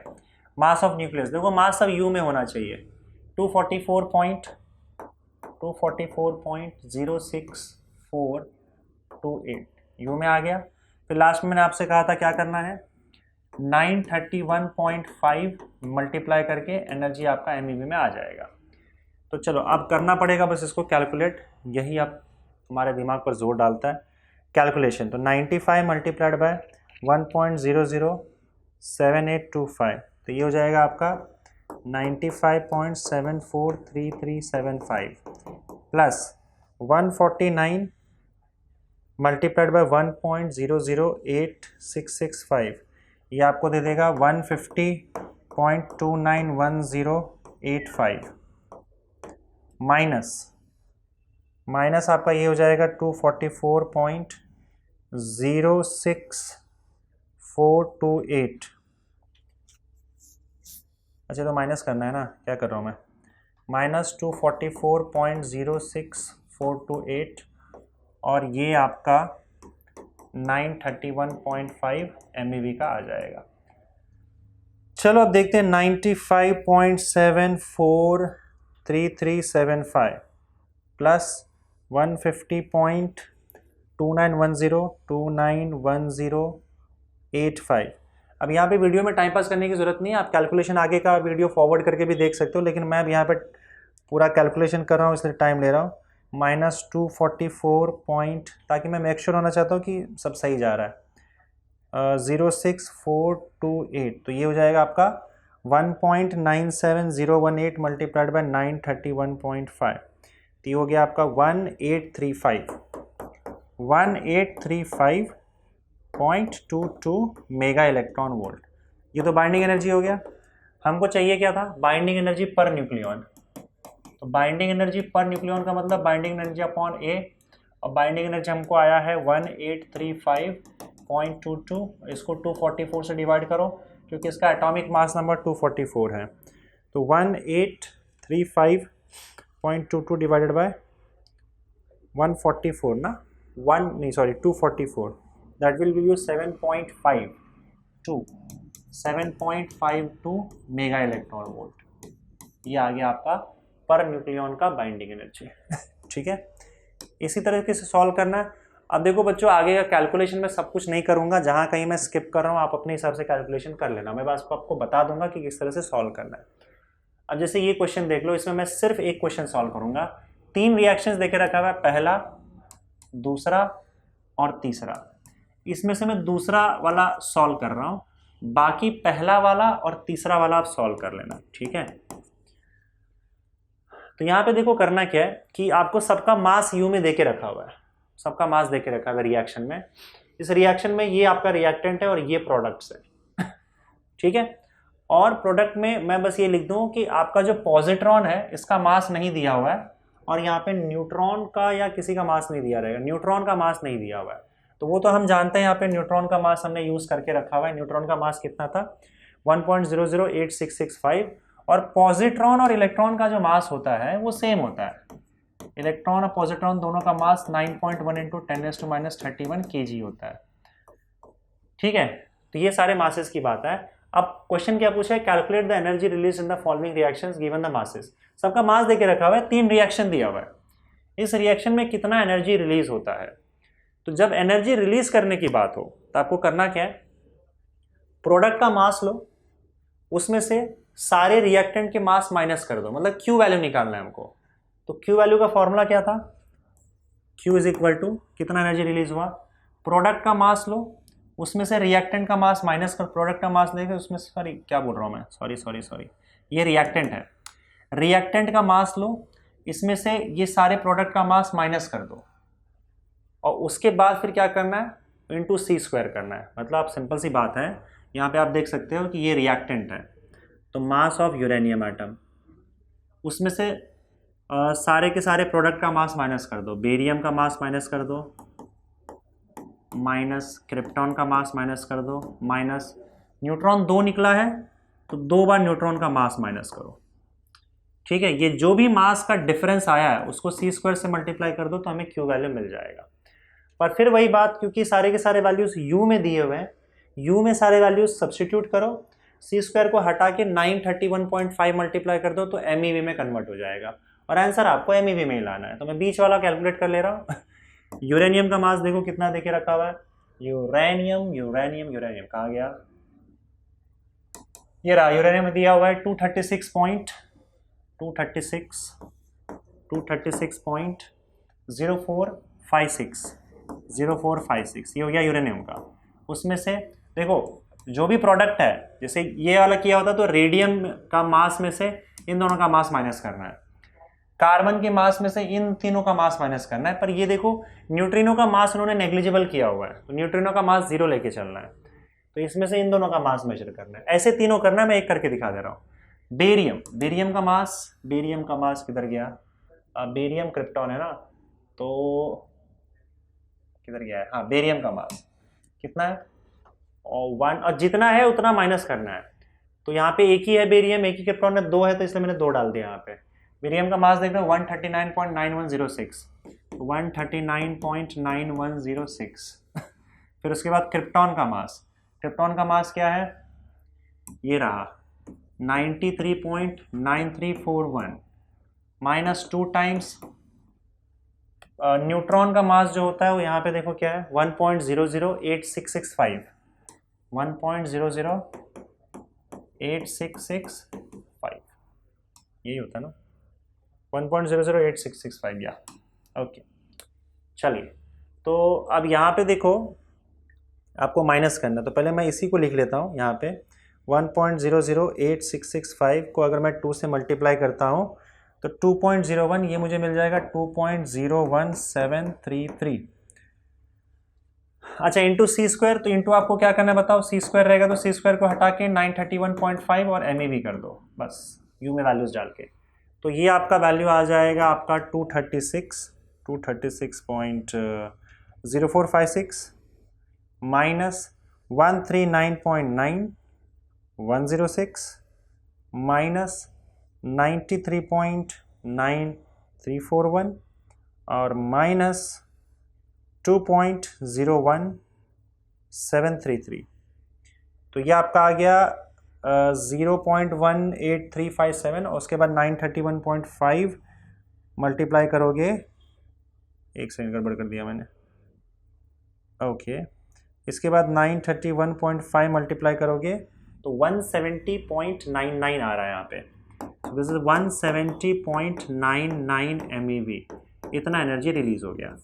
तो जब भी एनर्जी कितना रिलीज हुआ है ये रिएक्शन में पूछा जाए तो हमेशा स्टार्टिंग वाला जो होगा जिसको हम रिएक्टेंट बोल रहे हैं उसमें से सबका मास माइनस करना है, मास यू में है, यू में दिया हुआ होगा, माइनस कर दो और लास्ट में 931.5 से मल्टीप्लाई कर दो तो आपको आंसर मिल जाएगा। बीच वाला रिएक्शन सेकंड वाला का मैंने निकाल लिया, फर्स्ट वाला थर्ड वाला आप कर सकते हो, सबके सब दिया हुआ है सारा इंफॉर्मेशन। आगे बढ़ते हैं। Calculate the binding energy of alpha particle given its mass to be, again वही सेम चीज, अल्फा पार्टिकल का बाइंडिंग एनर्जी निकालने का आ गया। अब अल्फा पार्टिकल की अगर हम बात करें तो उसमें क्या होता है बताओ, 2 प्रोटॉन होता है और 2 न्यूट्रॉन होता है, तो इसका मतलब प्रोटॉन का नंबर 2 है और न्यूट्रॉन का नंबर भी 2 है, तो एटॉमिक मास नंबर 2 और न्यूट्रॉन का नंबर 2 है। आपको मास देके रखा है अल्फा पार्टिकल, अब क्योंकि अल्फा पार्टिकल न्यूक्लियस है अपने आप में, हीलियम का न्यूक्लियस है, तो इसका मतलब आपका मास ऑफ न्यूक्लियस ये दिया हुआ है, अब वो कितना है 4.00151 U। मैं फिर से यहाँ पे अब मैं सॉल्व नहीं कर रहा हूँ, आपको बस बता दे रहा हूँ कि किस तरीके से सॉल्व करना है, आप कैलकुलेट कर लेना। तो आपको बाइंडिंग एनर्जी निकालना है, बाइंडिंग एनर्जी का फॉर्मूला क्या बताओ, बाइंडिंग एनर्जी बोला है ना ZMP plus NMN minus mass of nucleus, वही सेम चीज़ बस आपको वैल्यूज रखना है, इंटू सी स्क्वायर, तो Z मतलब 2, मास ऑफ प्रोटॉन जो है वो हमने कई बार लिखा हुआ है 1.007825 होता है, प्लस n कितना है 2 है, मास ऑफ न्यूट्रॉन 1.008665, ये सब दिया रहेगा, इसको याद करने की जरूरत नहीं है, और न्यूक्लियस का मास 4.00151 और उसके बाद आपको जैसे मैंने बताया था 931.5 MeV, ये मल्टीप्लाई कर देना तो आपको आंसर यहाँ पे कैलकुलेट करोगे तो 28.28 है। अब ये कैलकुलेशन अब आपके हाथ में, ठीक है, सारे कैलकुलेट करने की जरूरत नहीं है, बस तरीका पता कर लो, एग्जाम में कैलकुलेट कर लेना, नहीं तो टाइम बहुत वेस्ट होगा आपका। आगे बढ़ते हैं बच्चों अगले क्वेश्चन की तरफ। Calculate the energy released in the alpha decay of Pu238 to uranium-234. The masses involved being mass of Pu is 238.04955 and mass of U is this and mass of helium is this। ठीक है, देखो अब आपका जो ये element है Pu, I don't know कि Pu कौन सा एलिमेंट है, उससे लेना देना नहीं है हमें, बस इसके एटॉमिक मास नंबर से लेना देना है, ठीक है। ये कन्वर्ट हुआ यूरेनियम में, तो जब ये यूरेनियम में कन्वर्ट हुआ तो इन्होंने बोला कि अल्फा डीके हुआ है। अल्फा डीके हुआ मतलब क्या कि जब ये यूरेनियम में यहाँ पे 234 यूरेनियम में कन्वर्ट हुआ तो इसने अल्फा पार्टिकल बाहर निकाला। अल्फा पार्टिकल का मतलब क्या होता है, अगर मैं अल्फा पार्टिकल यहाँ पे लिखता हूँ तो अल्फा पार्टिकल का मतलब हीलियम एटम, हीलियम एटम का न्यूक्लियस। तो हम इस रिएक्शन को ऐसे लिख सकते हैं 238 Pu, ये आपका U234 हो गया, देखो अल्फा डीके होता है तो 4 एटॉमिक मास नंबर 4 से कम हो जाता है और एटॉमिक नंबर 2 से कम हो जाता है। पर यहाँ पे वैसे भी एटॉमिक नंबर की बात की नहीं गई है, तो एटॉमिक नंबर वैसे भी हमको लेना देना नहीं है। और ये अल्फा पार्टिकल क्या है, हीलियम का न्यूक्लियस है, तो हम यहाँ पे हीलियम लिख देते हैं, हीलियम 42, यही अल्फा पार्टिकल होता है आपका। समझ गए? अब आपको क्या करना है बताओ, इस प्रोसेस में ये देखना है कि एनर्जी कितना रिलीज हुआ है। एनर्जी कितना रिलीज हुआ है कैसे कैलकुलेट करोगे, अभी तो बताया था कुछ टाइम पहले। तो एनर्जी अगर कैलकुलेट करना रहता है, क्यू वैल्यू कैलकुलेट करना होता है। तो मास, रिएक्टेंट का मास लो, mass of P U minus mass of जो भी प्रोडक्ट है उसका मास माइनस कर दो, ठीक है, इंटू सी स्क्वायर। वही सेम चीज, मास ऑफ पी यू कितना है 238.04955 माइनस मास ऑफ यू। और मास ऑफ यू क्या होगा बताओ, ये दिया हुआ है यहाँ पे, यू लिखा है, सॉरी कैपिटल यू लिखना चाहिए, एम यू। यूरेनियम का मास वो यहाँ पे देके रखा है 234.04095 और माइनस हीलियम का मास, हीलियम मतलब ये अल्फा पार्टिकल है, हीलियम का न्यूक्लियस है ये, हीलियम के न्यूक्लियस को ही हम लोग अल्फा पार्टिकल बोलते हैं, तो ये आ जाएगा। और आपको फाइनली क्या करना है 931.5 MeV कर देना है। इसको सॉल्व करोगे आपको आंसर मिल जाएगा जो भी दिया हुआ है 5.5862। अगर कहीं कुछ मिस्टेक रहे कैलकुलेशन में तो देख लेना, बाकी मेरे हिसाब से आ जाना चाहिए, ठीक है। चलिए ये भी हो गया, आगे बढ़ते हैं अगले क्वेश्चन की तरफ। क्या है यहाँ पे, calculate the maximum kinetic energy of the beta particle या positron emitted in the decay of sodium 2211 given the mass of sodium is this, neon is this and mass of positron। देखो ये positron का मास दिया हुआ है, electron और positron का मास यही होता है। तो calculate the maximum kinetic energy of the beta particle. पहले देखते हैं ये बीटा डीके का प्रोसेस क्या है और कैसे होता है। देखो ये बीटा प्लस डीके हो रहा है, सोडियम 2211 है, सोडियम 2211 का बीटा प्लस डीके होता है और वो नियॉन में कन्वर्ट होता है। बीटा प्लस डीके यानी कि पॉजिट्रॉन जब बाहर आता है तो एटॉमिक नंबर 1 से कम हो जाता है, तो आपका ये सोडियम, इसका एटॉमिक नंबर 10 हो जाएगा, तो ये नियॉन बन जाएगा। और प्लस यहाँ पे एक पॉजिट्रॉन, और पॉजिट्रॉन के साथ हमेशा न्यूट्रिनो आता है, लेकिन न्यूट्रिनो का मास जो है हम लोग नेग्लिजिबल मान के चलते हैं, तो इसे छोड़ दो आप। अब यहाँ पे क्या लिखा हुआ है, calculate the maximum kinetic energy of the beta particle. इसका मैक्सिमम काइनेटिक एनर्जी क्या हो सकता है।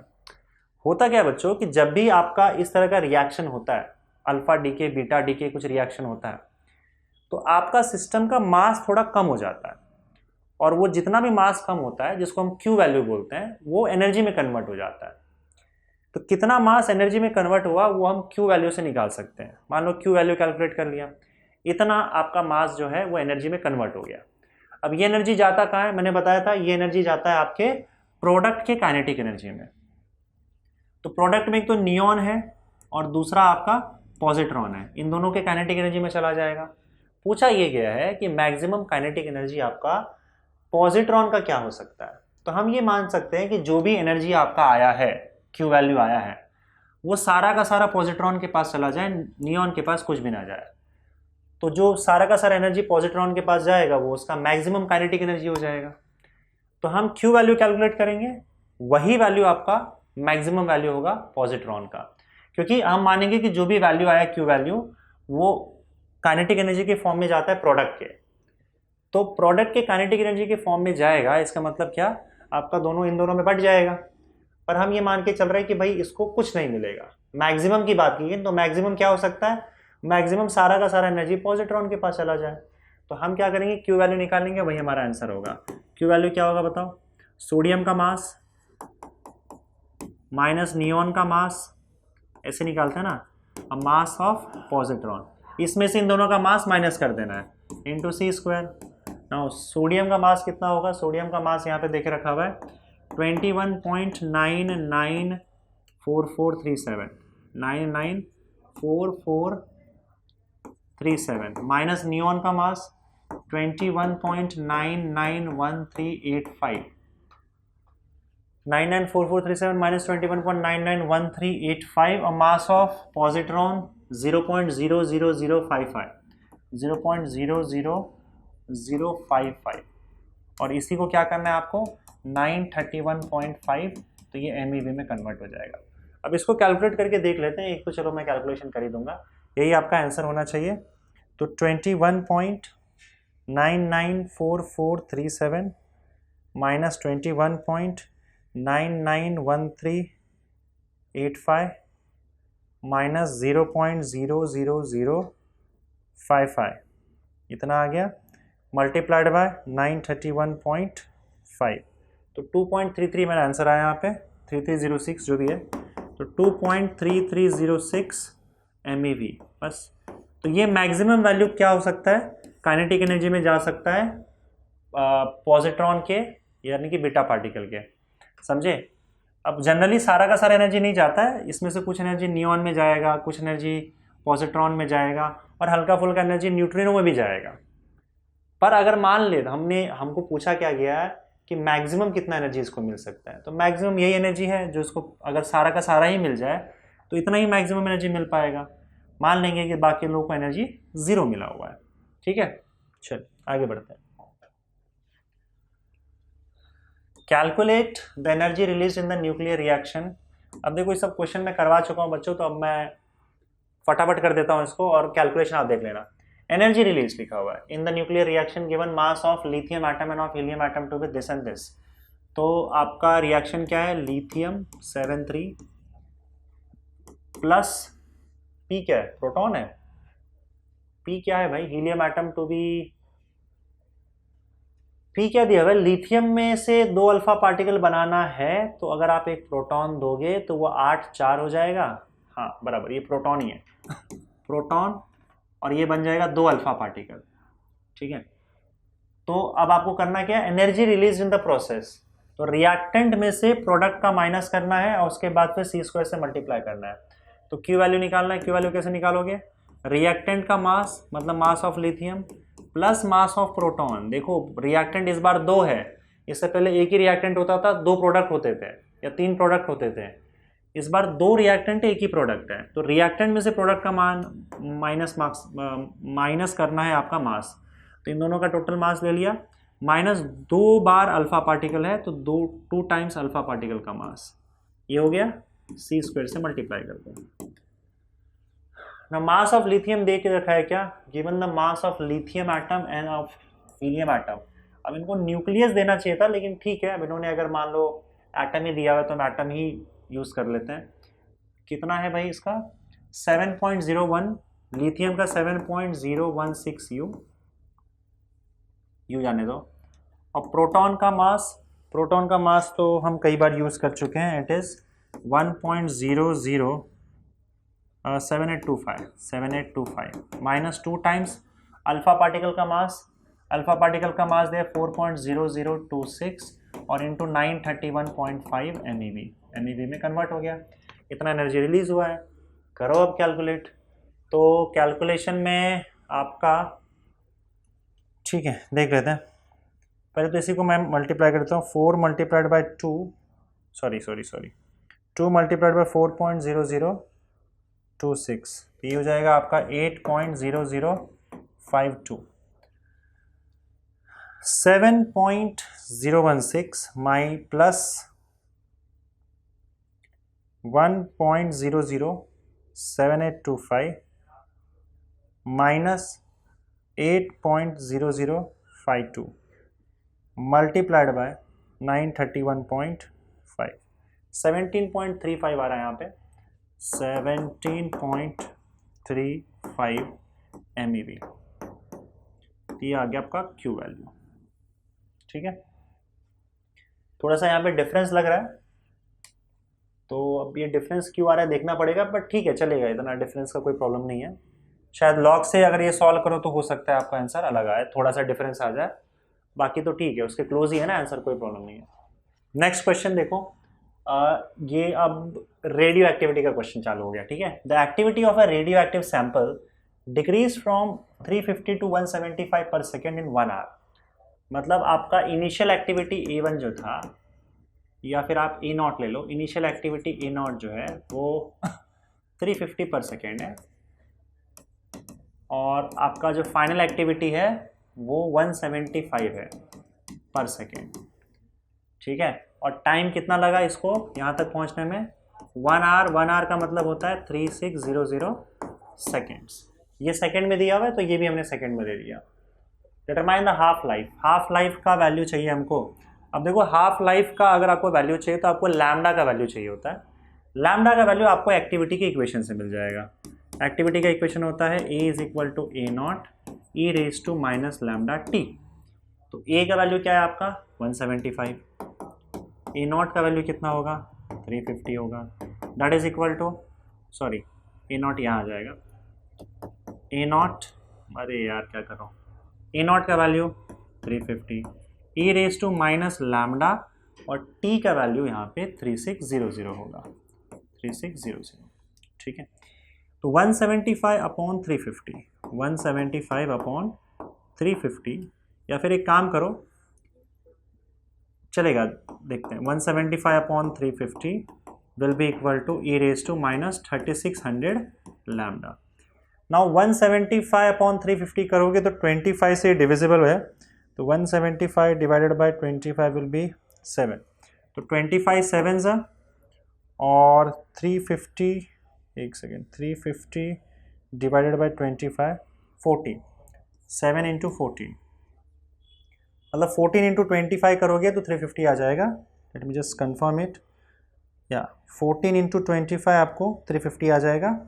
और फिर से आप क्या कर सकते हो, 7 1 से 7 2 से, अच्छा ये डबल था क्या उसका, ये भगवान कितना टाइम पास किया मैंने। 175 इंटू 2 350 होता है क्या, हाँ ठीक है। कैलकुलेशन यार दिन ब दिन मेरा बहुत वीक होते जा रहा है कैलकुलेटर यूज़ कर करके, इसलिए आप ज़्यादा कैलकुलेटर यूज़ मत करो, तो ये 1/2 हो जाएगा, ठीक है। अब एक काम करो, रेसिप्रोकल ले लो। रेसिप्रोकल लेने का मतलब क्या है, उल्टा कर दो, क्योंकि क्यों उल्टा कर रहा हूँ ना, अगर यहाँ पे जो वैल्यू है ना आपका 1/2 आ रहा है ना, ये अगर मान लो 1 से कम हो जाए, ये 1 से कम ही होता है वैसे, तो अगले स्टेप में क्या करना, आप रेसिप्रोकल ले लेना ताकि लॉग नेगेटिव का ना आए। तो रेसिप्रोकल ले लोगे तो क्या हो जाएगा, 2 हो जाएगा। और यहाँ पे रेसिप्रोकल ले लोगे 1 upon e raise to minus 3600 lambda, तो ये फिर से ऊपर जाके पॉजिटिव हो जाएगा, ई रेज टू 3600 लैम्डा। आप बीच वाला स्टेप जो है स्किप भी कर सकते हो। रेसिप्रोकल लेने से पावर नेगेटिव का पॉजिटिव, पॉजिटिव का नेगेटिव हो जाता है, तो आप ये स्टेप नहीं लिखोगे तो भी चलेगा। दोनों तरफ लॉग ले लो, natural logarithm ln2 is equal to ln e raise to 3600 lambda, natural logarithm.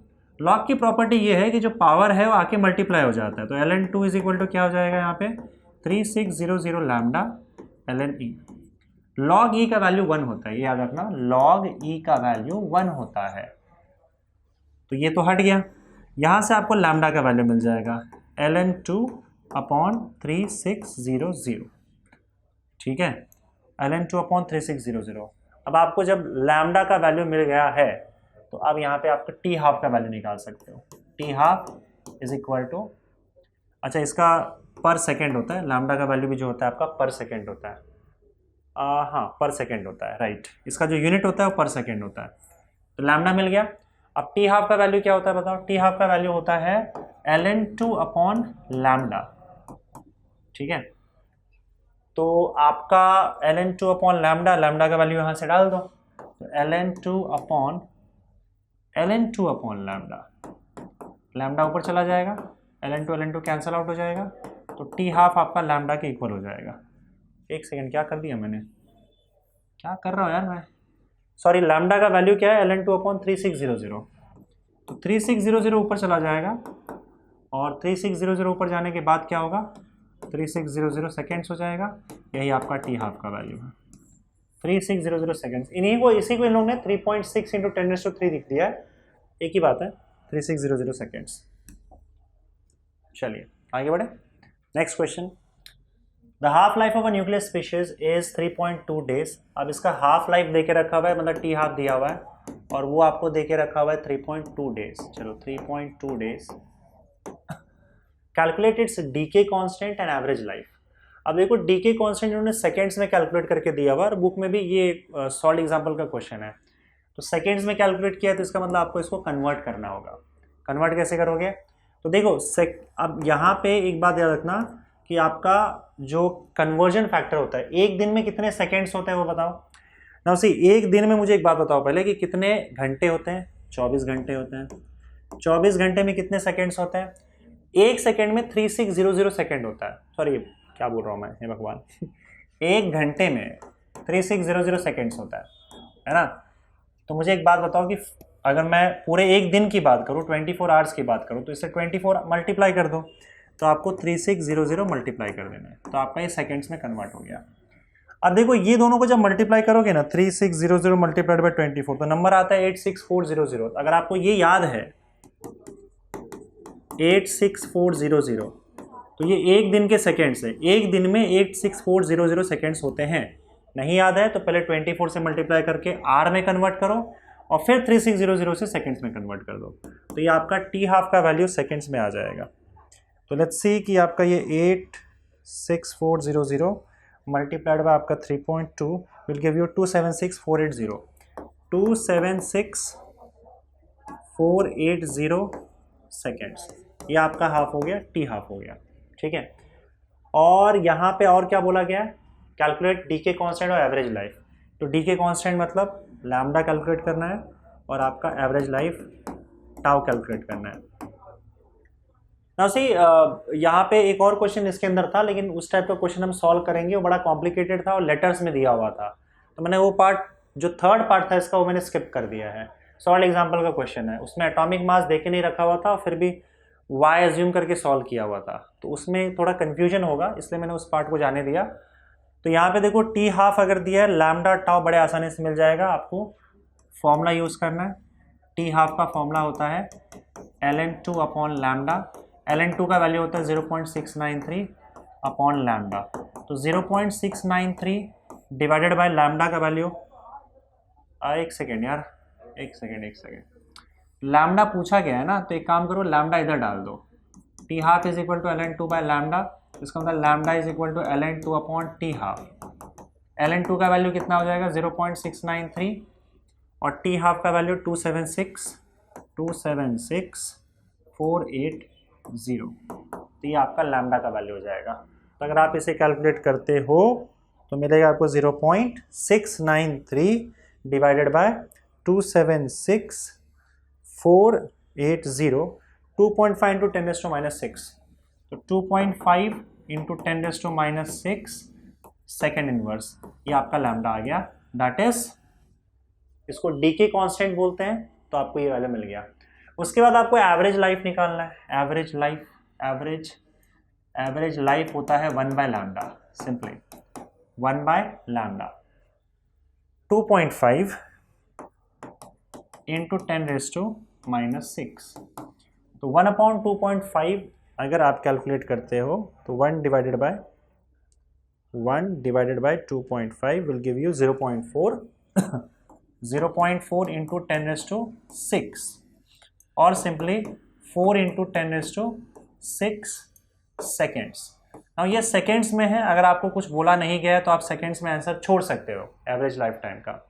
अगर उन्होंने लिख दिया कि एवरेज लाइफ इन डेज में मुझे बताओ, सेकेंड्स में मत बताओ, तो फिर आपको क्या करना है, यही 86400 से उसको डिवाइड कर देना है, तो डेज हो जाएगा। तो tau is equal to 4 into 10⁻⁶ divided by 86400, तो ये डेज में कन्वर्ट हो जाएगा। अब एक काम करो, यहाँ पे इसको एक काम करते हैं, ये हो जाएगा 40 लाख, 1 2 3 4 5 डिवाइडेड बाय 86400, तो 2 0 तो गया, तो आपका आंसर क्या आ जाएगा? 40,000 divided by 864, that will give you 46.29 आ रहा है। यहाँ पे 63 दिखा रहा है, वैसे यहाँ पे एक्चुअली फिर एक डेसिमल जो नहीं लिया रहेगा ना, उसके वजह से हुआ रहेगा, तो नो प्रॉब्लम। 46.29 तो 46.29, कैलकुलेशन देख लो आप, मेरे हिसाब से यही होना चाहिए। 40,000 डिवाइडेड बाय 864, 46.3 आ रहा है मेरा, 46.3 आ रहा है, तो 46.3 डेज, अच्छा 46.3 डेज, एक सेकेंड यार, इनका तो 4.63 डेज आ रहा है, एक डेसिमल में गड़बड़ हुआ है क्या? हाँ गड़बड़ हुआ ना भाई, एक डेसिमल आगे शिफ्ट किया ना यहाँ पे, तो यहाँ पे 5 आ जाएगा, 1 0 कम आएगा, तो ये 1 0 हटा दो, तो डेसिमल आपका 46.3 का 4.63 हो जाएगा, 4.63 डेज। अगर डेज में पूछा गया है तो डेज में कन्वर्ट करना है, नहीं तो आप सेकेंड्स में आंसर छोड़ सकते हो, एवरेज लाइफ का भी कोई दिक्कत नहीं है। ठीक है, चलिए आगे बढ़ते हैं। The half life of SR 9038 is 28 years. 28 years इसका हाफ लाइफ दिया हुआ है, तो इसका मतलब टी हाफ आपको दिया हुआ है 28 ईयर्स। अब ये ईयर्स है, ये तो अलग लेवल पे चला गया। अब हम लोग को इसको भी सेकंड में कन्वर्ट करना होगा, तो आप सेकंड में कन्वर्ट करोगे तो क्या करोगे, पहले तो इसको डेज में कन्वर्ट करो। डेज में कन्वर्ट करने पर क्या होगा, एक साल में कितने डेज होते हैं, 365 डेज, 365 से मल्टीप्लाई करो।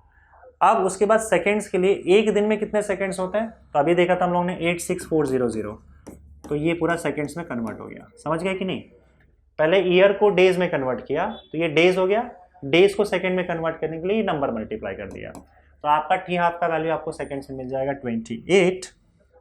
28 मल्टीप्लाइड बाय 365 मल्टीप्लाइड बाय 86400, ये आपका आ जाएगा 8.83।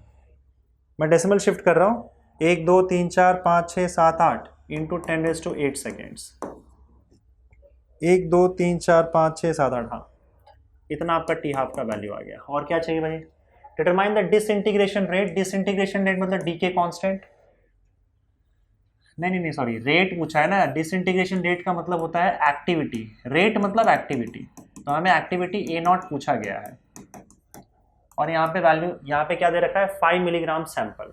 तो पहले एक काम करते हैं, आपको लैम्डा की जरूरत पड़ेगी इसके लिए, तो पहले लैम्डा निकाल लो। तो लैम्डा इज इक्वल टू क्या होता है, हमने देखा था ln2 अपॉन टी हाफ होता है, और 0.693 डिवाइडेड बाय 8.83 इंटू 10⁸। तो पहले तो हमको लैम्डा यहाँ पे मिल गया, तो लैम्डा अब यहाँ पे 8.83 सॉरी 0.693 डिवाइडेड बाय 8.83, और ये हो गया आपका 0.0785 पकड़ लो, इंटू 10⁻⁸, ये ऊपर जाएगा। तो अब देखो यहाँ पे मैं 1-2 डेसिमल आगे जाऊंगा तो 7.85 हो जाएगा, 2 डेसिमल आगे गया हूँ तो ये 10⁻10 हो जाएगा पर सेकेंड, ये आपका लैम्डा का वैल्यू आ गया। अब यहाँ पे एक्टिविटी का जो एक फॉर्मूला होता है, A0 लिखने की जरूरत नहीं, A लिखना है खाली। एक्टिविटी का जो फॉर्मूला होता है lambda into number of particles होता है, n, lambda into number of particles n।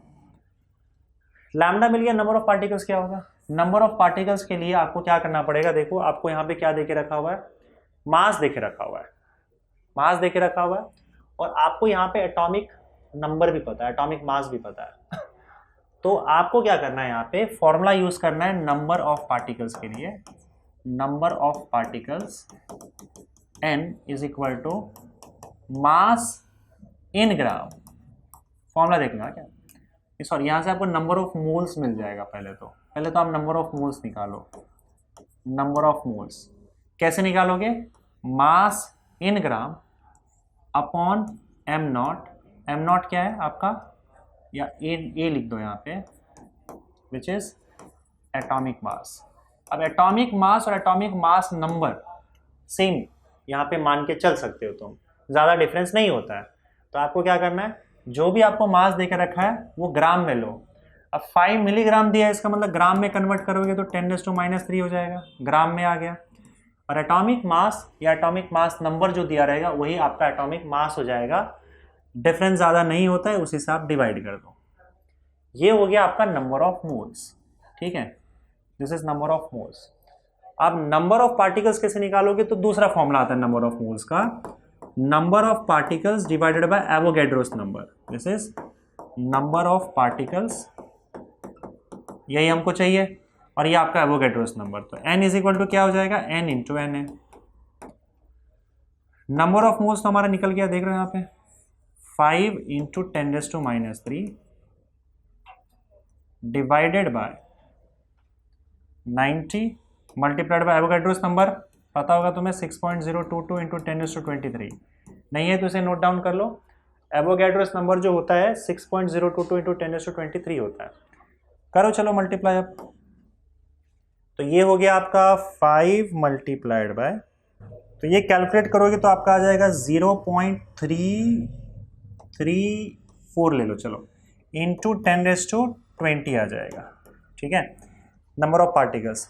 अब एक डेसिमल आगे शिफ्ट करोगे तो 3.34 इंटू 10⁻90 नंबर ऑफ पार्टिकल्स आ गया 3.34 इंटू 10⁻90।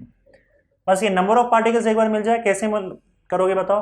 पहले नंबर ऑफ मोल्स ढूंढो, जो सैंपल दिया है उसका मास ग्राम में लेना और एटॉमिक मास से डिवाइड कर देना। एटॉमिक मास या एटॉमिक मास नंबर ले लोगे चलेगा यहाँ पे, ठीक है, जो भी एटॉमिक मास नंबर होगा उससे डिवाइड कर दो। तो यहाँ पे 90 दिया हुआ है तो 5 × 10⁻³ नंबर ऑफ मोल्स मिला तो फिर दूसरा फॉर्मूला यूज करना है n/n।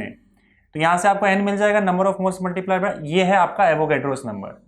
ये नंबर ऑफ पार्टिकल्स एक बार मिल गया तो बस हो गया, एक्टिविटी बड़े आराम से मिल जाएगा। डिसइंटीग्रेशन रेट का मतलब एक्टिविटी होता है, एक्टिविटी का फॉर्मूला होता है lambda into N. Lambda 7.85 into 10⁻10, 7.85 into 10⁻10, n का वैल्यू 3.34 इंटू 10⁻19। बताओ अब क्या आएगा?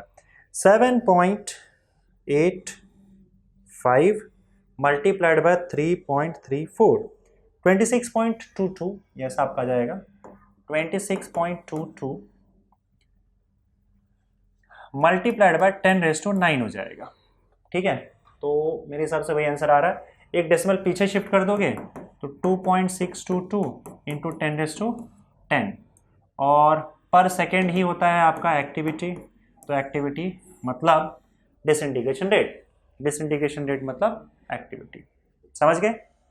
नेक्स्ट क्वेश्चन देखो, what is the amount of cobalt 6027 necessary to provide a radioactive source of strength 10 millicurie, its half life being 5.3 years.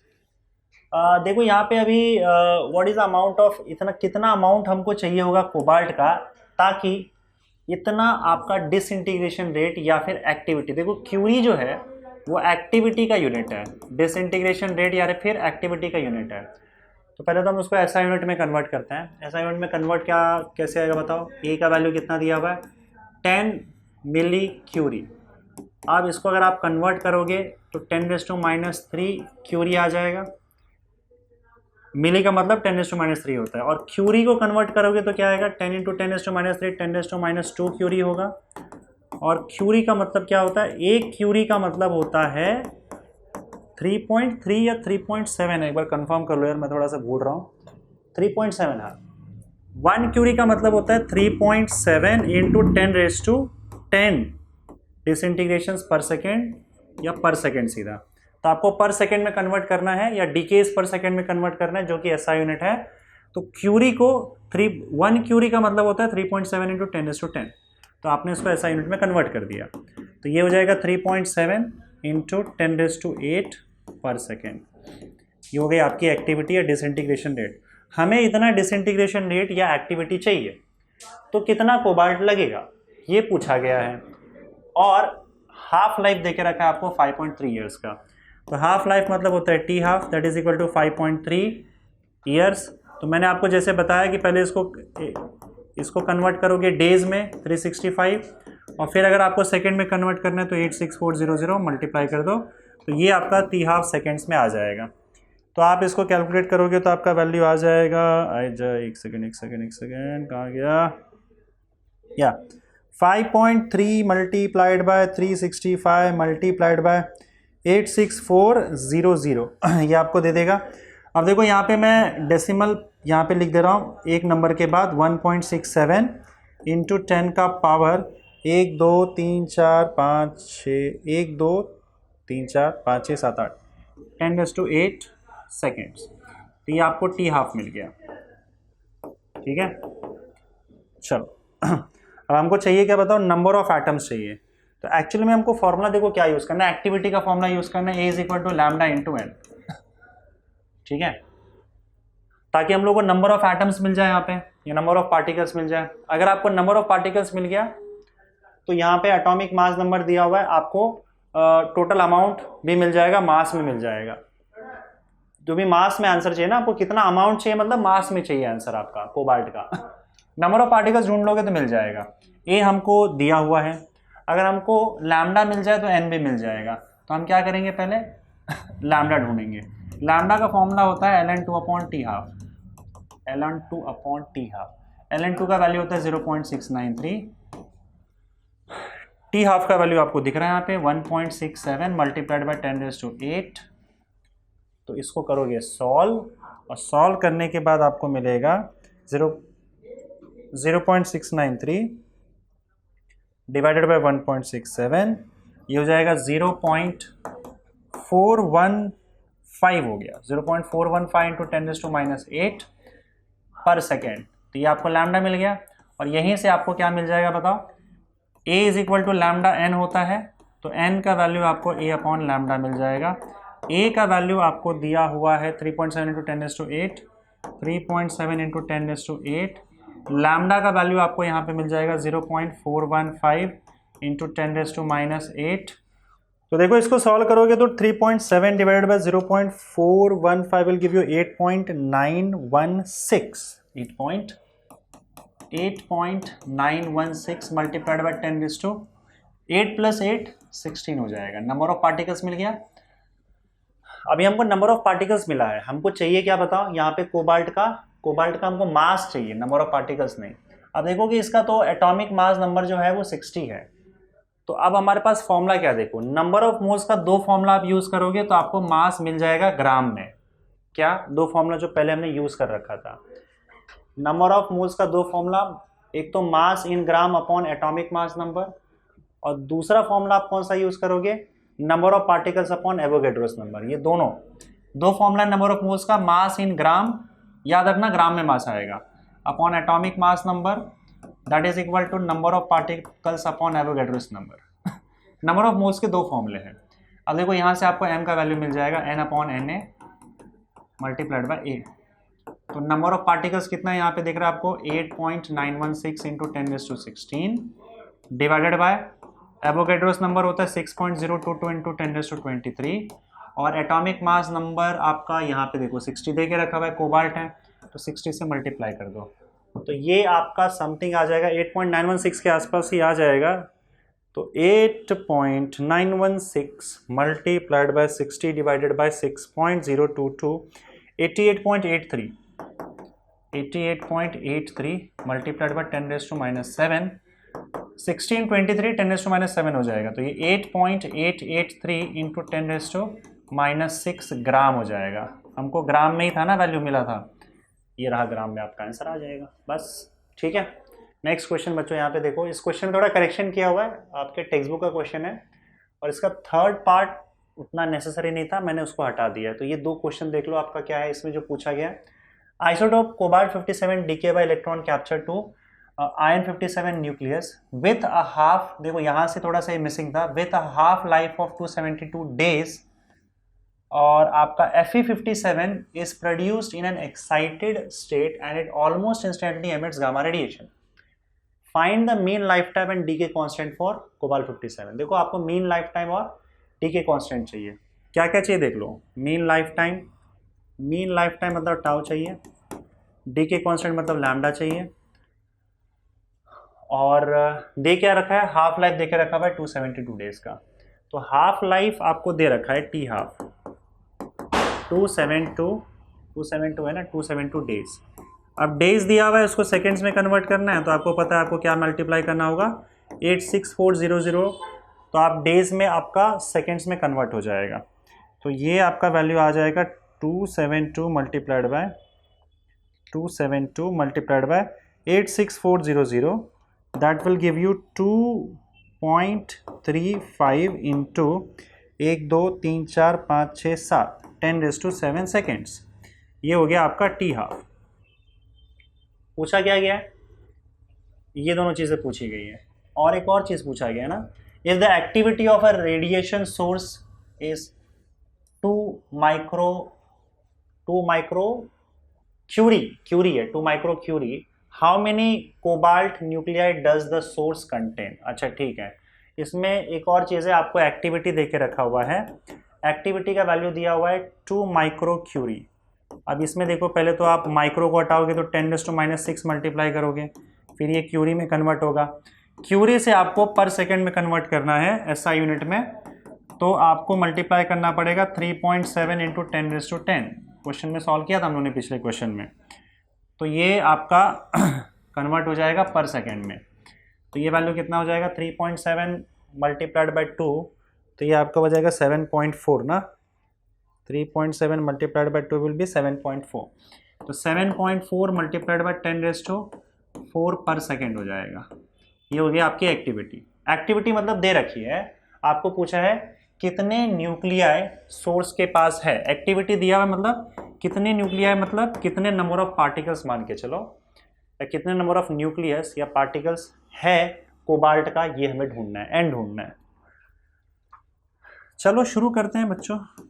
तो ये second part हो गया क्वेश्चन का, जो सेकंड पार्ट, ये फर्स्ट पार्ट हो गया क्वेश्चन का। हम फर्स्ट पार्ट से स्टार्ट करते हैं। तो हमें टी हाफ देके रखा हुआ है, टी हाफ से फट से लैम्डा मिलेगा, लैम्डा से आपको मीन लाइफ टाइम मिल जाएगा या एवरेज लाइफ टाइम मिल जाएगा। Mean life time average life time एक ही चीज़ है। तो लैम्डा का वैल्यू हो जाएगा 0.693 upon T half. 0.693 divided by T half का वैल्यू है कितना 2.35 मल्टीप्लाइड बाई 10⁻⁷ 10⁻⁷।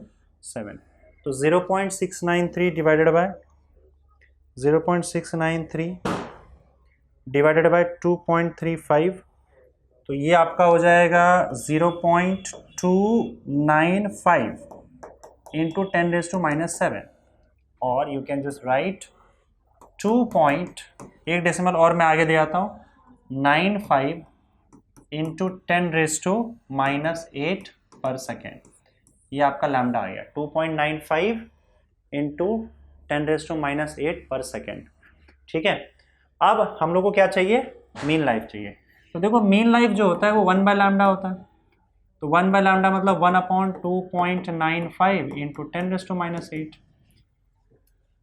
तो 1/2.95 क्या हो जाएगा, 1 divided by 2.95 will give you 0.339 लिख देते हैं, 0.339 इंटू 10⁻8 हो जाएगा। और 10 यहाँ पे मल्टीप्लाई कर दोगे तो 3.39 इंटू 10⁻⁷ हो जाएगा। और आपका ये टाउ टाइम है तो सेकेंड में आ जाएगा आंसर। तो ये आपका आ गया एवरेज लाइफ टाइम या मीन लाइफ टाइम। चलो पहला वाला पार्ट तो हो गया खत्म। दूसरे वाले पार्ट में क्या बोला है, एक्टिविटी दिया हुआ है, नंबर ऑफ पार्टिकल्स ढूंढना है आपको। तो भाई ये तो सीधा फॉर्मूला है, आपको सीधा फॉर्मूला यूज करना है। अब दो ही चीज़ है ना, एक्टिविटी दिया, नंबर ऑफ पार्टिकल्स ढूंढना है। तो A is equal to lambda N, सीधा A is equal to lambda N is equal to A by lambda. A कितना दिया हुआ है 7.4 इंटू 10⁻⁴, 7.4 इंटू 10⁻⁴। लैम्डा कितना मिला हमको 2.95 इंटू 10⁻⁸, 2.95 इंटू 10⁻⁸। तो यहाँ आपको 7.4 upon 2.95, 7.4 divided by 2.95 that will be equal to 2.51 into 10⁻12। ये ऊपर जाने के बाद 10⁻12, ये हो गया आपका number of particles 2.51 into 10⁻12। Simple. Next question देखो, calculate the energy release in the fusion reaction taking place inside the sun, जिसमें रिएक्शन आपको दे रखा है कि 4 प्रोटॉन कन्वर्ट होता है alpha particle plus 2 positron plus neutrinos में। Neglecting the energy given to the neutrinos mass of alpha particle being this, आपको energy कितना रिलीज हुआ है वो देखना है, और न्यूट्रिनोस को आपको अवॉइड कर देना है। न्यूट्रिनोस का जो मास होता है बहुत ही कम होता है, तो आप न्यूट्रिनोस को यहाँ पे इस रिएक्शन में अवॉइड कर सकते हो। हम बात यहीं इस पे करेंगे, यहाँ से लेकर यहाँ तक गया। अब यहाँ पे एनर्जी रिलीज बोला है, तो हम ये ऑलरेडी क्वेश्चन सॉल्व कर चुके हैं। एनर्जी रिलीज जो होता है वो कैसे सॉल्व करते हैं हम लोग, रिएक्टेंट का टोटल मास लेते हैं। टोटल मास क्या होगा, मास ऑफ प्रोटॉन, लेकिन 4 प्रोटॉन है तो 4 मास ऑफ प्रोटॉन, उसमें से प्रोडक्ट के मास माइनस कर देंगे, तो minus mass of alpha minus mass of positron. Positron और इलेक्ट्रॉन दोनों का मास सेम होता है, और 2 से मल्टीप्लाई करेंगे कि 2 पॉजिट्रॉन है। न्यूट्रिनोस का मास आप नेगलेक्ट कर सकते हो इंटू c², यही आपका एनर्जी रिलीज हो जाएगा। तो 4 टाइम्स मास ऑफ प्रोटॉन। अब ये क्वेश्चन कई बार सॉल्व कर चुके हैं। मास ऑफ प्रोटॉन आपका आएगा 1 सब यू में लेना है value 0.07825 minus mass of alpha particle दिया हुआ है 4.001506 माइनस 2 टाइम्स मास ऑफ अच्छा, मास ऑफ इलेक्ट्रॉन और मास ऑफ पॉजिट्रॉन अगर मैं यू में निकालता हूं तो उसका वैल्यू होता है 0.000। ये वैल्यू सारे दिए होंगे बच्चों, ये आपको सब याद करने की कोई ज़रूरत नहीं है। 0.00054, तो ये हो जाएगा 2 टाइम्स 0.000554 इंटू सी स्क्वायर की जगह क्या करना रहता है 931.5 और MeV लिख दो। इसको सॉल्व कर लो, इसको सॉल्व करने पर आपको 24.698 MeV आ जाएगा, 698 MeV। ठीक है, कैलकुलेशन कर लेना, इस टाइप के क्वेश्चन हम कई सॉल्व कर चुके हैं। अगला क्वेश्चन पे जाते हैं। How much mass of uranium is required, uranium में 235 है, uranium 235 is required to undergo fusion each day. एक दिन में कितना हमको यूरेनियम चाहिए होगा, मास चाहिए होगा, ताकि आपको एक दिन में, मतलब एक दिन के लिए, ताकि आप क्या कर सको 3000 मेगावाट का पावर जनरेट कर पाओ।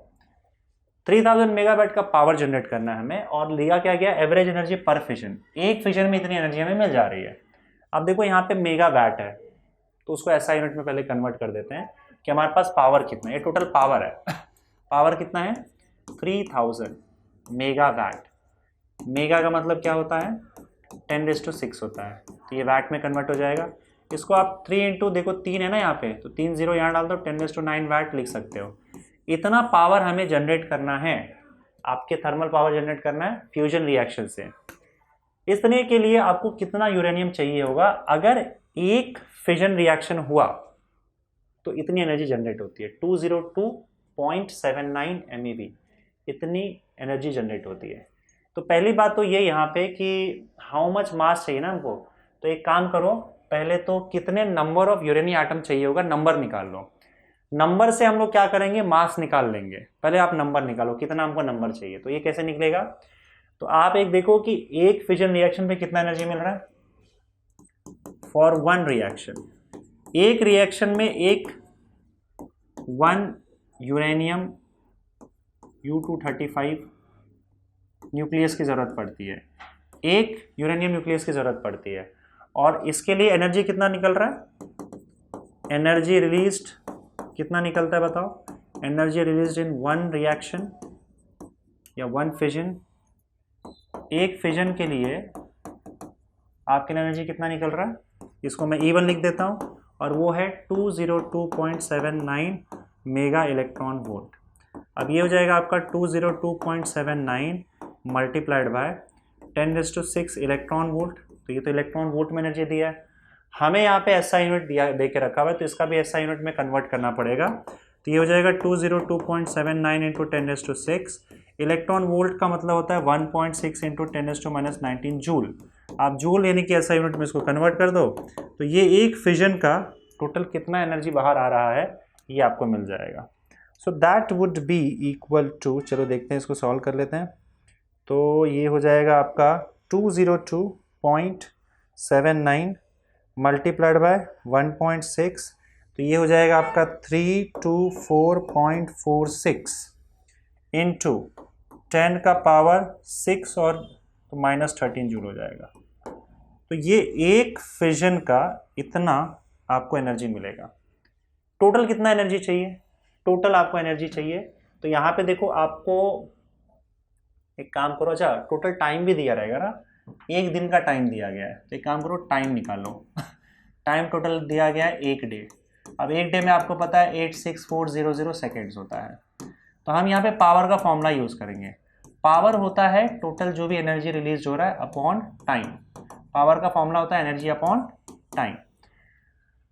अब देखो एक फिजन रिएक्शन के लिए मान लो आपके पास E1 एनर्जी है, मान लो आपको टोटल ऐसे n फिजन रिएक्शन करने पड़ रहे हैं, n फिजन रिएक्शन करने पड़ रहे हैं, तो टोटल एनर्जी कितना हो जाएगा n टाइम्स E1। और जितना फिजन रिएक्शन होगा उतना ही आपका यूरेनियम का नंबर लगेगा। तो अगर n फिजन रिएक्शन कर रहे हो तो n यूरेनियम एटम भी आपको लगेगा या n यूरेनियम न्यूक्लियस भी आपको लगेगा। तो टोटल n इंटू E1, ये एक का रिएक्शन और टोटल n अगर न्यूक्लियस हमें लग रहा है तो n into E1 total energy हो गया डिवाइडेड बाय टाइम t। हमें क्या चाहिए यहाँ पे, नंबर ऑफ पार्टिकल्स चाहिए या नंबर ऑफ यूरेनियम एटम चाहिए। n का वैल्यू क्या हो जाएगा p into T upon E1। Solve कर लो, नंबर ऑफ कितने नंबर लगेंगे यूरेनियम एटम के वो आपको यहाँ पे मिल जाएगा। पावर कितना दिया 3 इंटू 10⁹, 3 इंटू 10⁻⁹ हो जाएगा 86400 और डिवाइडेड पे सारे SI यूनिट्स में E1 का वैल्यू 324.46 इंटू 10⁻13, तो ये 10⁻13 मल्टीप्लाई कर दो, ठीक है। नाउ लेट्स सी कि ये नंबर कितना आता है, कितने यूरेनियम एटम की हमें ज़रूरत है। तो 3 divided by 86400 divided by 324.46 divided by, बस हो गया ना। तो यहाँ पे आपका आ रहा है 1.07 इंटू 10⁻⁻7 और बाकी 10⁻9 और 13 भी है, तो 9 माइनस 13। ये नंबर ऑफ पार्टिकल्स बड़ा अजीब आ रहा है, नेगेटिव इतने में क्यों आ रहा है। पावर कितना है 3 इंटू 10⁻9, ठीक है, इंटू टाइम कितने ने 86400, अच्छा -13, वही तो मैं बोल रहा हूँ इतना नंबर छोटा कैसे आ रहा है। This is -13, sorry this is -13। तो 3 again will see it, 3 divided by sorry multiplied by 86400 divided by 324.46, 3 multiplied bye 86400 divided by 324.46, हमें यहाँ पे 798.86 आ रहा है, 798.86 आ रहा है मल्टीप्लाइड बाय, अब देखो यहाँ पे 13 ऊपर चला जाएगा तो 10⁻4 आ जाएगा, ये 13 ऊपर चला जाएगा तो 13 नहीं 13 + 9 हो जाएगा ना, 13 + 9 टोटल कितना हो जाएगा, 13 + 9 विल गिव यू 22, 13 + 9 22। अब डेसिमल पीछे शिफ्ट कर लो, 7.99 ले लेते हैं इंटू 10⁻22, इतने नंबर ऑफ एटम्स आपके पास आ गए जो यूरेनियम की ज़रूरत पड़ेगी, हमें इतने नंबर ऑफ की ज़रूरत पड़ेगी। अब आपको मास चाहिए, यूरेनियम कितना मास, इतना अगर आपके पास यूरेनियम एटम है तो उसका टोटल मास क्या होगा। तो मास कैसे कैलकुलेट करोगे, नंबर ऑफ मोल का 2 फॉर्मूला यूज़ करना है, mass in gram upon atomic mass that is equal to number upon Avogadro's number, ये तो हम कई बार यूज़ करते आ रहे हैं। तो यहाँ से आपको मास मिल जाएगा that is equal to n/Na into A, ये ग्राम में मिलेगा, उसको बाद में केजी में कन्वर्ट कर सकते हैं। तो n का value 7.99 into 10⁻22 multiplied by atomic mass number is 235 divided by 6.022 into 10⁻23 and that will be equal to, करो इसे कैलकुलेट अब, 7.99 मल्टीप्लाइड बाय 235 और divided by 6.022, this will give you 311.79, 311.7 या 311.8 लिख सकते हो आप, इनटू, अब 10 का पावर कितना होगा, यहाँ पे ऊपर 22 है नीचे 23 है, तो 10⁻⁻1 हो जाएगा, मतलब 31.18। यार एक सेकेंड, 31.18 ये थोड़ा कम नहीं हो गया, 7.99, इधर गड़बड़ कर दिया यार, मैं आज मिस्टेक बहुत कर रहा हूँ, संभाल लेना बच्चों। देखो 2 डेसिमल मैंने पीछे शिफ्ट किया ना, तो 2 डेसिमल अगर पीछे शिफ्ट किया है तो इसका मतलब ये 2 से और बढ़ जाएगा, 10 का पावर 24 हो जाएगा। क्यों ऐसे मिस्टेक कर रहा हूँ आज भगवान जाने, 10⁻24 हो जाएगा, ठीक है। तो अब ये आपका जो वैल्यू होगा 24 माइनस 23 तो 10 आ जाएगा, यानी कि 311 नहीं, यहाँ पे आ जाएगा 3118, राइट। ये ग्राम में हो गया आपका। अब इसको केजी में कन्वर्ट करना है तो 1 ग्राम 10⁻³ kg होता है, तो 10⁻³ kg मतलब 3.1118 है, तो उसको 12 लिख दो चलेगा, 3.12 kg हो जाएगा, 3.12 kg। इतना यूरेनियम अगर हमको मिल जाए तो हम इतना पावर जनरेट कर सकते हैं न्यूक्लियर फिजन रिएक्शन से। ओके चलिए आगे बढ़ते हैं। अब ये एमसीक्यूज के न्यूमेरिकल्स थे, एमसीक्यूज में जो न्यूमेरिकल टाइप एमसीक्यूज थे, तो 2 एमसीक्यूज आपके सामने है यहाँ पे, इसी को सॉल्व कर लेते हैं, आपका टॉपिक यहीं पे न्यूमेरिकल्स भी हो जाएगा खत्म इस चैप्टर का। The radius of the 4th orbit of the electron will be smaller than its 8th orbit by a factor of. 4th orbit का रेडियस निकालो, रेडियस निकालने का फॉर्मूला क्या होता है, Rn = a0 × n²। तो फोर्थ ऑर्बिट के लिए कितना हो जाएगा, ए नॉट इंटू एन का वैल्यू 4 डालोगे तो square, that is equal to 16 A naught. और एट्थ ऑर्बिट के लिए R eight is equal to A not into 8 का स्क्वायर कर दो तो 64 ए नॉट हो जाएगा। तो आर एट या आपका R eight upon R four निकाल लो। आर एट का value 64 A naught, R four का वैल्यू 16 ए नॉट, तो ये हो जाएगा 4। तो इसका मतलब R eight is equal to 4 times R four, मतलब आपका रेडियस जो है फोर्थ ऑर्बिट वाला वो 4 गुना कम होगा। ठीक है, तो ऑप्शन बी आ जाएगा, 4 गुना कम होगा आपके एट्थ वाले रेडियस से।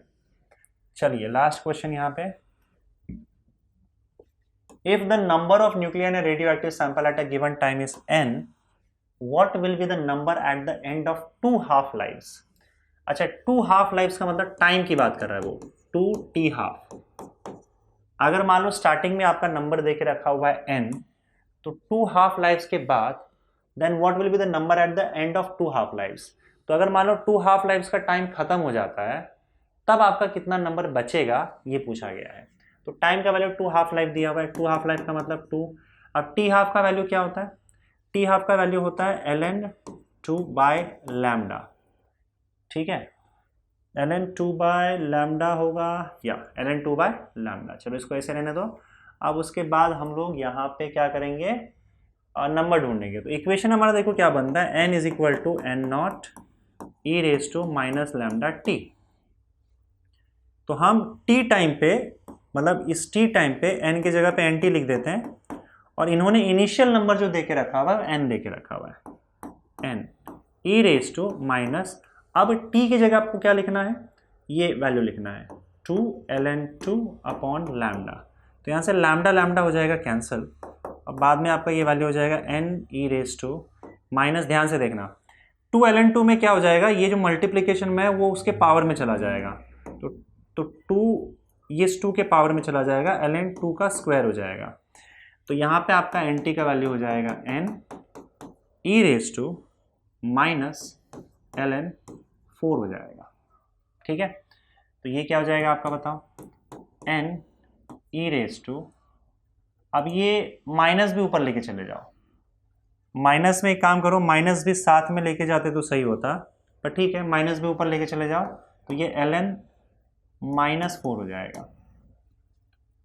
नहीं नहीं नहीं नहीं, एक सेकेंड, ln माइनस 4 हो जाएगा, माइनस हो जाएगा, आई थिंक माइनस 2 हो जाएगा, तो गड़बड़ कर दिया मैंने यहाँ पे, खाली 2 लेके चला गया, यहाँ पे इस स्टेप में मिस्टेक है बच्चों। देखो देखो, ये 2 नहीं बल्कि माइनस 2 है ना, सब कुछ साथ में जाएगा, तो आपका nt का वैल्यू यहाँ पे क्या हो जाएगा, n e raise to minus 2 इसके पावर में चला जाएगा, प्रॉपर्टी है ना, a log b का मतलब होता है log ऑफ b का पावर a, b का जो पावर होता है मल्टीप्लिकेशन में आ जाता है, तो अगर मल्टीप्लिकेशन में तो पावर में चला जाएगा, तो मल्टीप्लिकेशन में अगर माइनस 2 है log के तो उसके पावर में चला जाएगा, तो ये हो जाएगा e raise to ln 2 raise to minus 2। अभी फिलहाल ऐसे रहने दो इसको, 2 रेज टू माइनस 2। अब देखो इसको हम कैसे लिख सकते हैं, nt is equal to n e raise to, ln का मतलब होता है log to the base e, जो ln आपको दिख रहा है ना उसका मतलब होता है log to the base e, और ये होता है 2 रेज टू माइनस 2। अब एक और प्रॉपर्टी है, e raise to log of x to the base e, इसका वैल्यू सीधा सीधा x आ जाता है, समझ में आ रहा है, e raise to log to the base e, तो ये x के जगह पे आ रहा है, तो ये डायरेक्टली ये पूरा पार्ट मिला के 2 रेज टू माइनस 2 हो जाएगा, n 2 रेज टू माइनस 2। अब 2 रेज टू माइनस 2 का मतलब क्या है, इसको डिनोमिनेटर में ले लोगे तो 2 रेज टू 2 हो जाएगा, डिनोमिनेटर में लेने से क्या होगा, आपका जो पावर है वो नेगेटिव का पॉजिटिव और पॉजिटिव का नेगेटिव हो जाता है, तो ये वैल्यू आपका n/4 हो जाएगा, सिंपली n/4 ऑप्शन बी आ जाएगा। ओके, चलो बच्चों ये आपका लास्ट क्वेश्चन था आई गेस, इसके पहले हमने कर लिया था ना, तो फाइनली आपका चैप्टर नंबर 15 भी फिजिक्स का होता है खत्म। Okay, thank you.